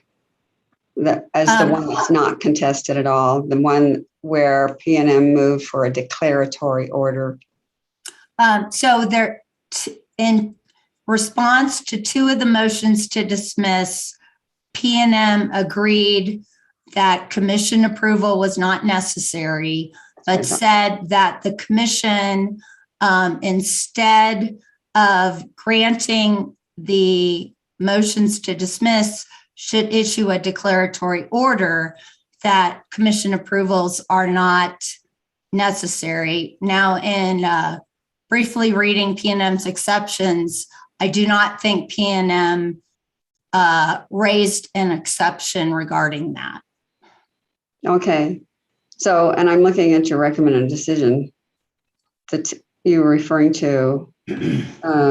Issuance of a declaratory order is inappropriate, and a motion to dismiss should be granted with prejudice because the commission has already granted PNM approval. So that was one I was referring to. And then the second one is the motion for recouping costs for filing the request for declaratory order. So those were the two things, the two motions that I was saying we could determine today. Commissioner Hall, no, my understanding is that PNM has not filed exceptions with regard to two of the motions to dismiss, and they are the motion to dismiss PNM's request for approval of abandonment, and to dismiss its request for approval to sell the Palo Verde assets. Oh. My understanding is that PNM, in its exceptions, is still objecting to my recommendation to create a regulatory asset for the costs of obtaining a commission order authorizing abandonment. Fine. All right. Okay.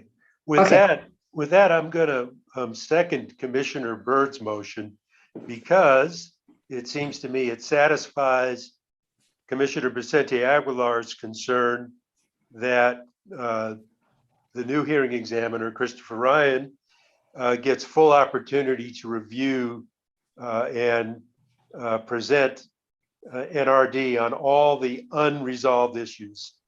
And number two, because we avoid the due process issue that Mike has pointed out, that we haven't really given appropriate review to the exceptions, and that could be cause for an appeal. Sure. So to me, it feels like Mike has put together the right kind of order that would satisfy all of the commission's concerns. Mr. Chairman, this is Michael Smith. Actually, that's not what my order actually provides. Oh, okay. Correct me. So the order basically right now is just ruling on the uncontested portions of Carolyn's recommended decision. And what I was there are exceptions filed, which are the contested issues relating to the 3 regulatory assets, which Carolyn recommended denying PNM the ability to record. Mm-hmm. Those issues, for the commission to rule on that, on the recommended decision, the commission due process requires that the commission consider PNM's arguments against Carolyn's recommendation. I am planning to bring my recommendation, my recommended order to you, addressing those exceptions and recommending to you a order ruling on those portions of the recommended decision on the 8th. Okay. In the interim, the bifurcation would go into effect and allow the hearing examiners to take the replacement resource issues and move forward with that. Yep. And that would be in a separate docket. All the other issues that are remaining in the case that were not the subject of a motion to dismiss would stay in the existing docket and be considered, again, still by Christopher Ryan as the hearing examiner after the commission rules on the recommended decision, the remaining portions of the recommended decision. Right. So the commission would have, tell me if I'm hearing this right, the commission would have the option to vote on your recommendations after we go through the exceptions, or to hold on a ruling and let those flow into the continuing case with that hearing examiner Ryan picks up. Is that a correct? Well, to the extent that you're, I mean, we could, in other words, we could punt. You could present, we could punt, and Chris could, put together more information on those same issues as part of the continuing docket. Well, I guess to the degree that you're describing it as punt, it would be that you would not make you're talking about just not making a ruling right on that portion of the RD and sending it back, which would essentially have the effect of not accepting the recommended decision and allowing those issues to be fully litigated. Right. So that would enable Commissioner Vicente Aguilar. That would enable the scenario that Commissioner Vicente Aguilar prefers, if the commission were to decide to go that way. The objections of the interveners would be addressed in that scenario. The objections to the interveners to the recording of the regulatory assets would be addressed in a full evidentiary hearing unless there was a renewed motion. Okay. Mr. Chair. Oh, I'm sorry. I just wanted to ask Mike a quick question. In Carolyn's RD on page 24, she presented a scenario if we denied with prejudice, PNM's request to create regulatory assets for the undepreciated cost of improvements in its least interest in Palo Verde units 1 and 2. The commission should order the parties to address in post-hearing briefs whether PNM is entitled to recover such costs in light of the fact that PNM will no longer own the undepreciated improvement. She mentions this issue is not addressed in the joint motion to dismiss and the responses to the joint motion to dismiss. So is there a reason why you're not in favor of ordering the parties to submit these post-hearing briefs? Actually, I don't believe I said I was not in favor of asking for those briefs. I think that would be an issue that would be raised nonetheless, because in terms of their P&M's request to recover those costs, those undepreciated costs, the issue that's really before the commission right now is not necessarily whether, well, I shouldn't say that. Right now, what it is it's a motion to dismiss, it's a granting of a motion to dismiss these requests for regulatory assets, which only preserves the ability for the utility to recover those costs if they do not bring or rather, if the lease expiration does not fall within a test period for their rate case. But if it does, if the commission grants the regulatory asset, or if they file their rate case at the correct time, then the issue would be litigated in the rate case. And I think that this issue would be addressed in that proceeding. Okay. All right. Thank you. Chairman Fishman, may I just ask a clarifying question? As Chris's supervisor, I just want to make sure you're not asking him to issue another recommended decision on the motions to dismiss, are you? Very good question. Then let me tell you that he's currently writing up the recommended decision in the EPE electrification case. And I don't know how long it would take him to issue an RD on the motions to dismiss. Then you'd have to allow for exceptions again. So, Gotcha. So if you took that track, it could be several weeks before you could issue an order on whether to grant the motions, all of the motions to dismiss. Mm-hmm. Okay, thank you. That's a helpful input.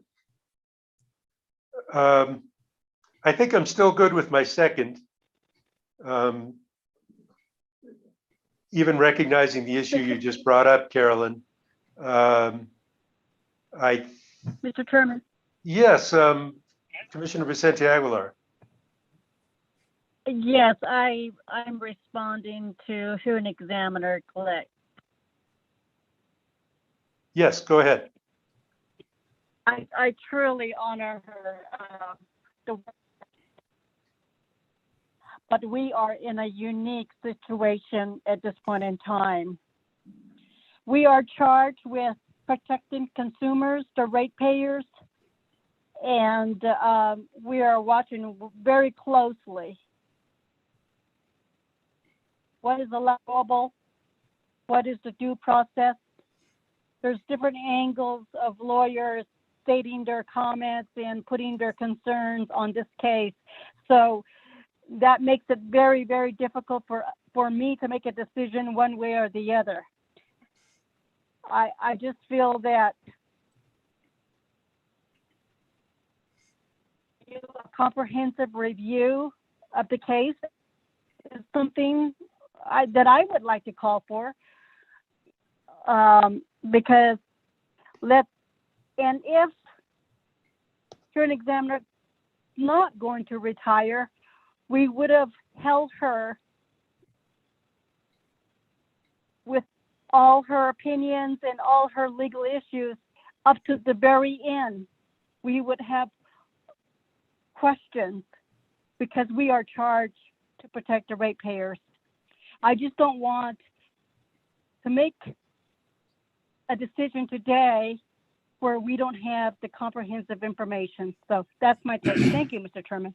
Yeah, and what I'm understanding here, though, is that if we vote yes on this order, we still have all our options open in regards to the issues you're raising, Commissioner Vicente Aguilar. Is that a correct statement, Mike? Yes. So that I'm comfortable voting on this today, and then two weeks from now, when it comes up again, those issues will still be open for us to discuss and decide. And you know, I think there's a lot of merit in the issue that you're raising, Commissioner Vicente Aguilar, personally. But we'll have a chance to discuss that and decide in a couple of weeks. And Commissioner Fishman, excuse me for interrupting again. Just as Chris's supervisor, I would request that in 2 weeks, you not require him to address these motions to dismiss, because he will not have the time to become familiar with them by then. And he didn't write my recommended decision, so I don't think he would be in a position to answer questions about it. Understood and completely reasonable. Until we make a longer term decision, it's totally unreasonable to ask him to put him on the spot on any of this. He would need time to read the file. So, and Mr. Chairman, Commissioners, that would be my recommendation as well. I'm going to be presenting to you my legal analysis of the issues on the 8th. So any other discussion before we vote? Mr. Chair, Mr. Chair. Oh, go ahead, Mr. Commissioner Maestas, please. Just a quick question. So has the record been closed in this case? And if so, if we're deferring ruling on the RD's addressing of the motions to dismiss, you know, your legal analysis will solely be based on the record, correct? So I just want to be clear on that, since we're kind of continuing this case, but I just want a clarification on the record and a confirmation that your analysis will be based solely on the record. So, Mr. Chairman, Commissioners, and Carolyn can correct me on the procedural niceties of this, but at this time, this is being brought as a pre-hearing motion to dismiss. PNM has filed its application supported by testimony. No other parties have filed any testimony yet. This is a request to dismiss under the Commission's rule that basically allows for dismissal of pleadings that have defects or fail to state a claim. And the parties have presented no evidence at this time. There has not been a hearing. The record has not even opened, essentially, other than the application. But Mike, excuse me for interrupting. That's proper, however, to bring these motions because they're based on legal analysis, right? So it wouldn't be improper for us to decide, and it's not necessary for us to wait for testimony in a hearing when this type of motion is brought before us pre-hearing, correct? Mr. Chairman, Commissioners, that is the issue. Wait a minute. It's a motion to dismiss. You don't have to go to a hearing to determine a motion of dismiss, correct, Mike? Mr. Chairman, Commissioners, that is correct if the basis for the motion is of the nature that is correct, upon which the Commission can issue a motion, can grant a motion to dismiss. What do you mean? Are you trying to say if it's a legal determination? This is getting into the exceptions. You can only grant motions to dismiss if it meets the criteria for a motion to dismiss. If effectively there's a stated claim, or the claim is otherwise effectively, I don't have the rule directly in front of me, I have to pull it up, but these are all the issues that we will be getting into on the 8th. So are you saying it's premature for us to be looking at this because you haven't been able to review the exceptions and advise us on it? Or yes. So we're talking about something that we shouldn't be talking about today?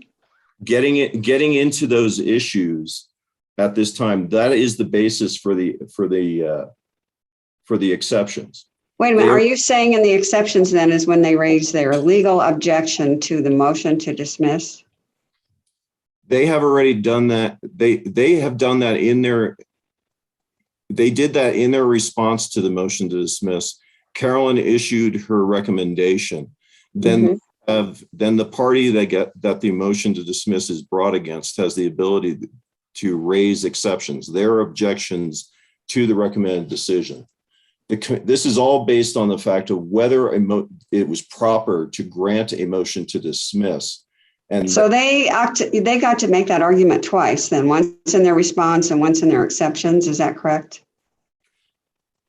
In their response to the motion, they respond to the motion. In their exceptions, they respond to the recommended decision. And the rule that's at issue is Commission Rule 12212B, which that staff or party to a proceeding may move at any time to dismiss a portion or all of the proceeding for lack of jurisdiction, failure to meet the burden of proof, failure to comply with the rules of the commission, or for other good cause shown. Right. We're talking about rules of the commission. The one right. that... And then it states that the presiding officer may recommend dismissal, or the commission may dismiss a proceeding on their own motion. Okay, so we got that today. We got her recommended decision to dismiss on these motions. Correct. Right. So we have in front of us what's necessary from a legal standpoint to rule if we want to on these decisions. No, you do not. Okay, explain that. Because I have not presented the exceptions to you. You have not heard the exceptions of P&O. We did hear Carolyn's analysis of the response, though, right? She analyzed the response, but again, the response is the response to the motion to dismiss, and the exceptions are the response to the recommended decision. And our rules specifically state that the party has the opportunity to file exceptions, and those due process requires that the commission consider those exceptions when it makes a decision. All right, so then if our rule says that, that's what you're advising we attend to by postponing these motion to dismiss issues until the case gets before Christopher Ryan, correct? No, I'm not saying that you should defer it until it gets in front of Christopher Ryan. Okay.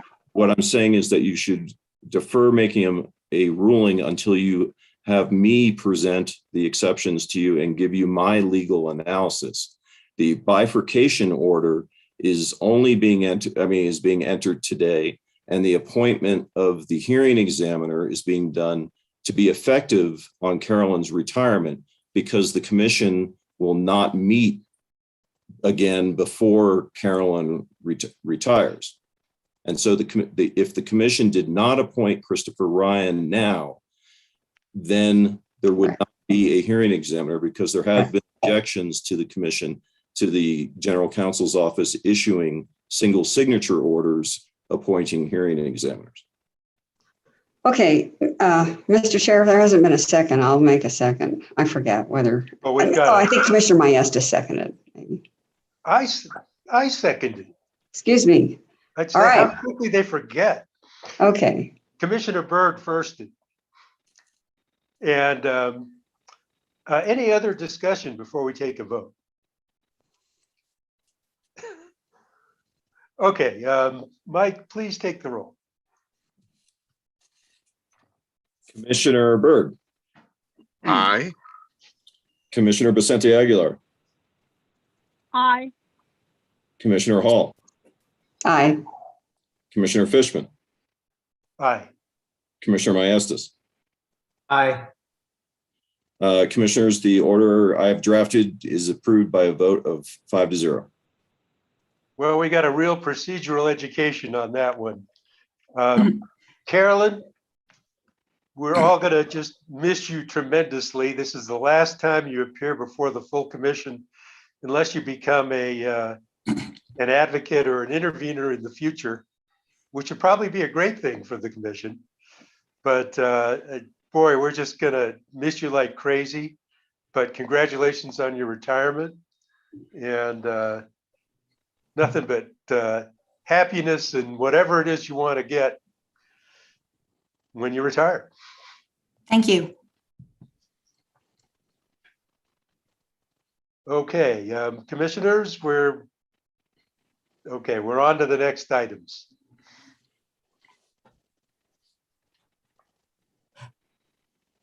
And right now we'd be getting to communications with Chief of Staff. Well, Mr. Chairman and members of the commission, you probably now understand why after graduating from law school, I decided to join the Peace Corps and build fish ponds. Being a lawyer is just too much work, too much work. Couple of things, Mr. Chairman. First of all, from a staff perspective, want to echo the commission comments about Ryan. I haven't known Ryan for very long, but I've known him long enough to know that he took those comments not just for himself, but also for the staff, his staff, and the great work that that team does for all of us. So appreciate all of your comments for him.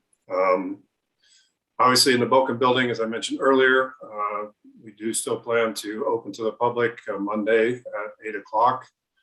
We're in the fixing small things phase of the renovations and moving in.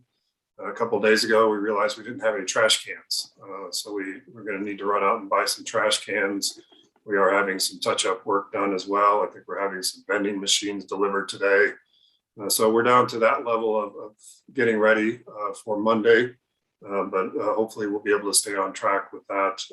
And certainly we'll report to the commission on Monday on how that's going. Also want to note that we updated our website today to include a page on the Community Solar Act. It's a first draft of that page, but it looks pretty good, and we'll be expanding that and adding more detail as commission gets further along in that process. But we're looking forward to launching that, and Sarah sent out an email today this morning saying that had been done. So just wanted to let you know that is up. And with that, Mr. Chairman, happy to answer any questions that you or other commissioners have. Commissioners, any questions? Okay, thank you, Wayne. Thank you for the earlier presentations as well. Sure, you're welcome, Mr. Chairman. Well done. Communications with General Counsel. Mr. Chair, I don't think I have anything. I think I'm talked out, but I don't know if any of my other OGC members have anything they wanted to bring up. Judy often does. Judy, do you have anything? Maybe I lost Judy. So I'll pass then. Okay, well, thank you, Michael, for walking us. I'm sorry, I was muted, but I don't have anything to bring up except see you all in 2 weeks, right? Right. I wouldn't have let you speak anyway, because you were too late. So exactly. It worked perfectly. And communications with commissioners. Mr. Chair. Yes, Commissioner Hall. I just wanted to mention one thing that's an issue that was brought to my attention. I had a constituent call me last week about it was an incident that occurred as a result of the storm that we had in Albuquerque, and a tree in her neighbor's yard fell into her yard and knocked over the P&M pole that had a transformer on it, which ruptured and spread the insulating liquid over parts of her yard, and it contained PCBs. And so P&M responded quite quickly. She said they were out there in her yard, but she just called me because, I'm her PRC person. And in any case, I did go over to her yard to look at it the next day, and PNM was swarming all over the place trying to do whatever their processes are. And apparently they've been trying to remediate, remove soil, and do testing. And I haven't, queried into the details. They're doing what they're doing, but it did raise the issue to me that these transformers contain PCBs, and they may be, there's a risk there. And I did communicate with Mark Fenton yesterday and asked him to look into providing some information to us, and if he could, arrange to make a presentation in the future. I know next week we don't have an open meeting, and I think he mentioned a case that they have a hearing starting. So, but maybe the week after would be a time when they could come in and present about just the whole state of affairs of their system and their transformers. I Googled a little information and found out that there's some methodology that can be used, that is in use, whereby the PCBs can be removed from transformers. And I have no idea whether PNM is doing such a thing. I have no idea whether it's widespread, but I understand that it's transformers that contain PCB are considered, well, the older ones contain them and the newer ones don't. So I just wanted to know where PNM is on this whole scenario. And so I wanted to just bring that up and let you guys know that's something that's coming down the pike. I don't know how often it happens. I don't hear of transformers falling down a lot and breaking, but we can expect more extreme weather going forward. And I thought it would be something to get up to speed on. So thought I'd just mention it now. Okay, thank you. Oh, and I went to a conference last week related to transmission issues in the West, and especially the notion of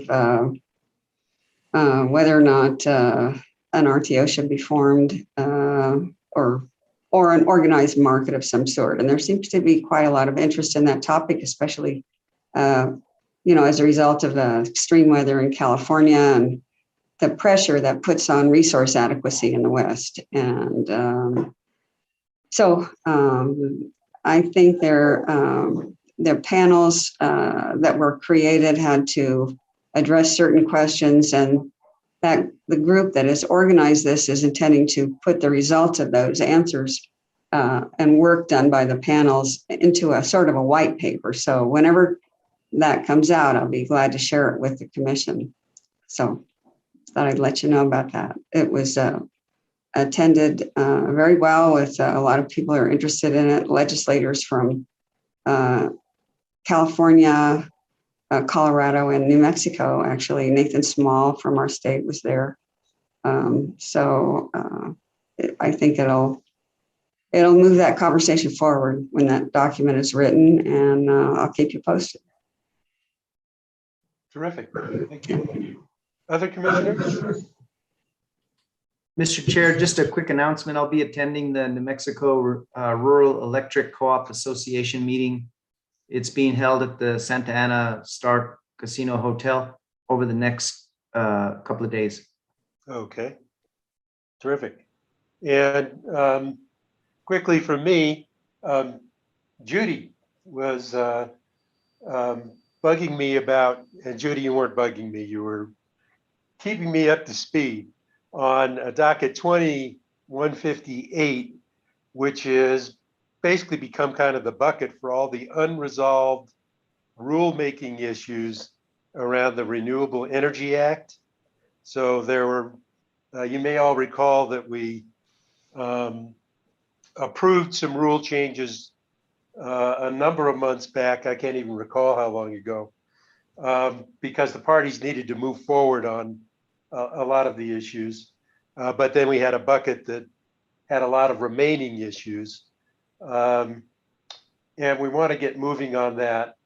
So essentially, I've asked Robert, my assistant, to move forward and throw together some ideas based on what some answers to inquiries that we have on the record so far. And then he and I were going to sit down and just write up a first cut of what we've heard and what we've seen. So I just wanted to let the commission know we were doing that, that what we put together will be put in front of Judy and the entire commission. So there'll be full visibility. It's just the first step to be sure we don't forget about all the stuff we need to catch up with in the REA rule. And that's all I've got. Any other commissioner comments? Mr. Chair, I forgot to mention, we're having workshop number 2 regarding the community solar rulemaking process.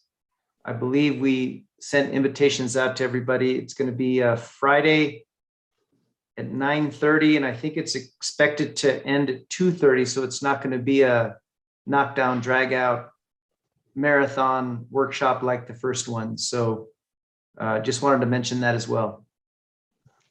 Okay, terrific. All right, I think we're done. Thank you all, and see you in 2 weeks. Great. Goodbye. See you Bye. next week.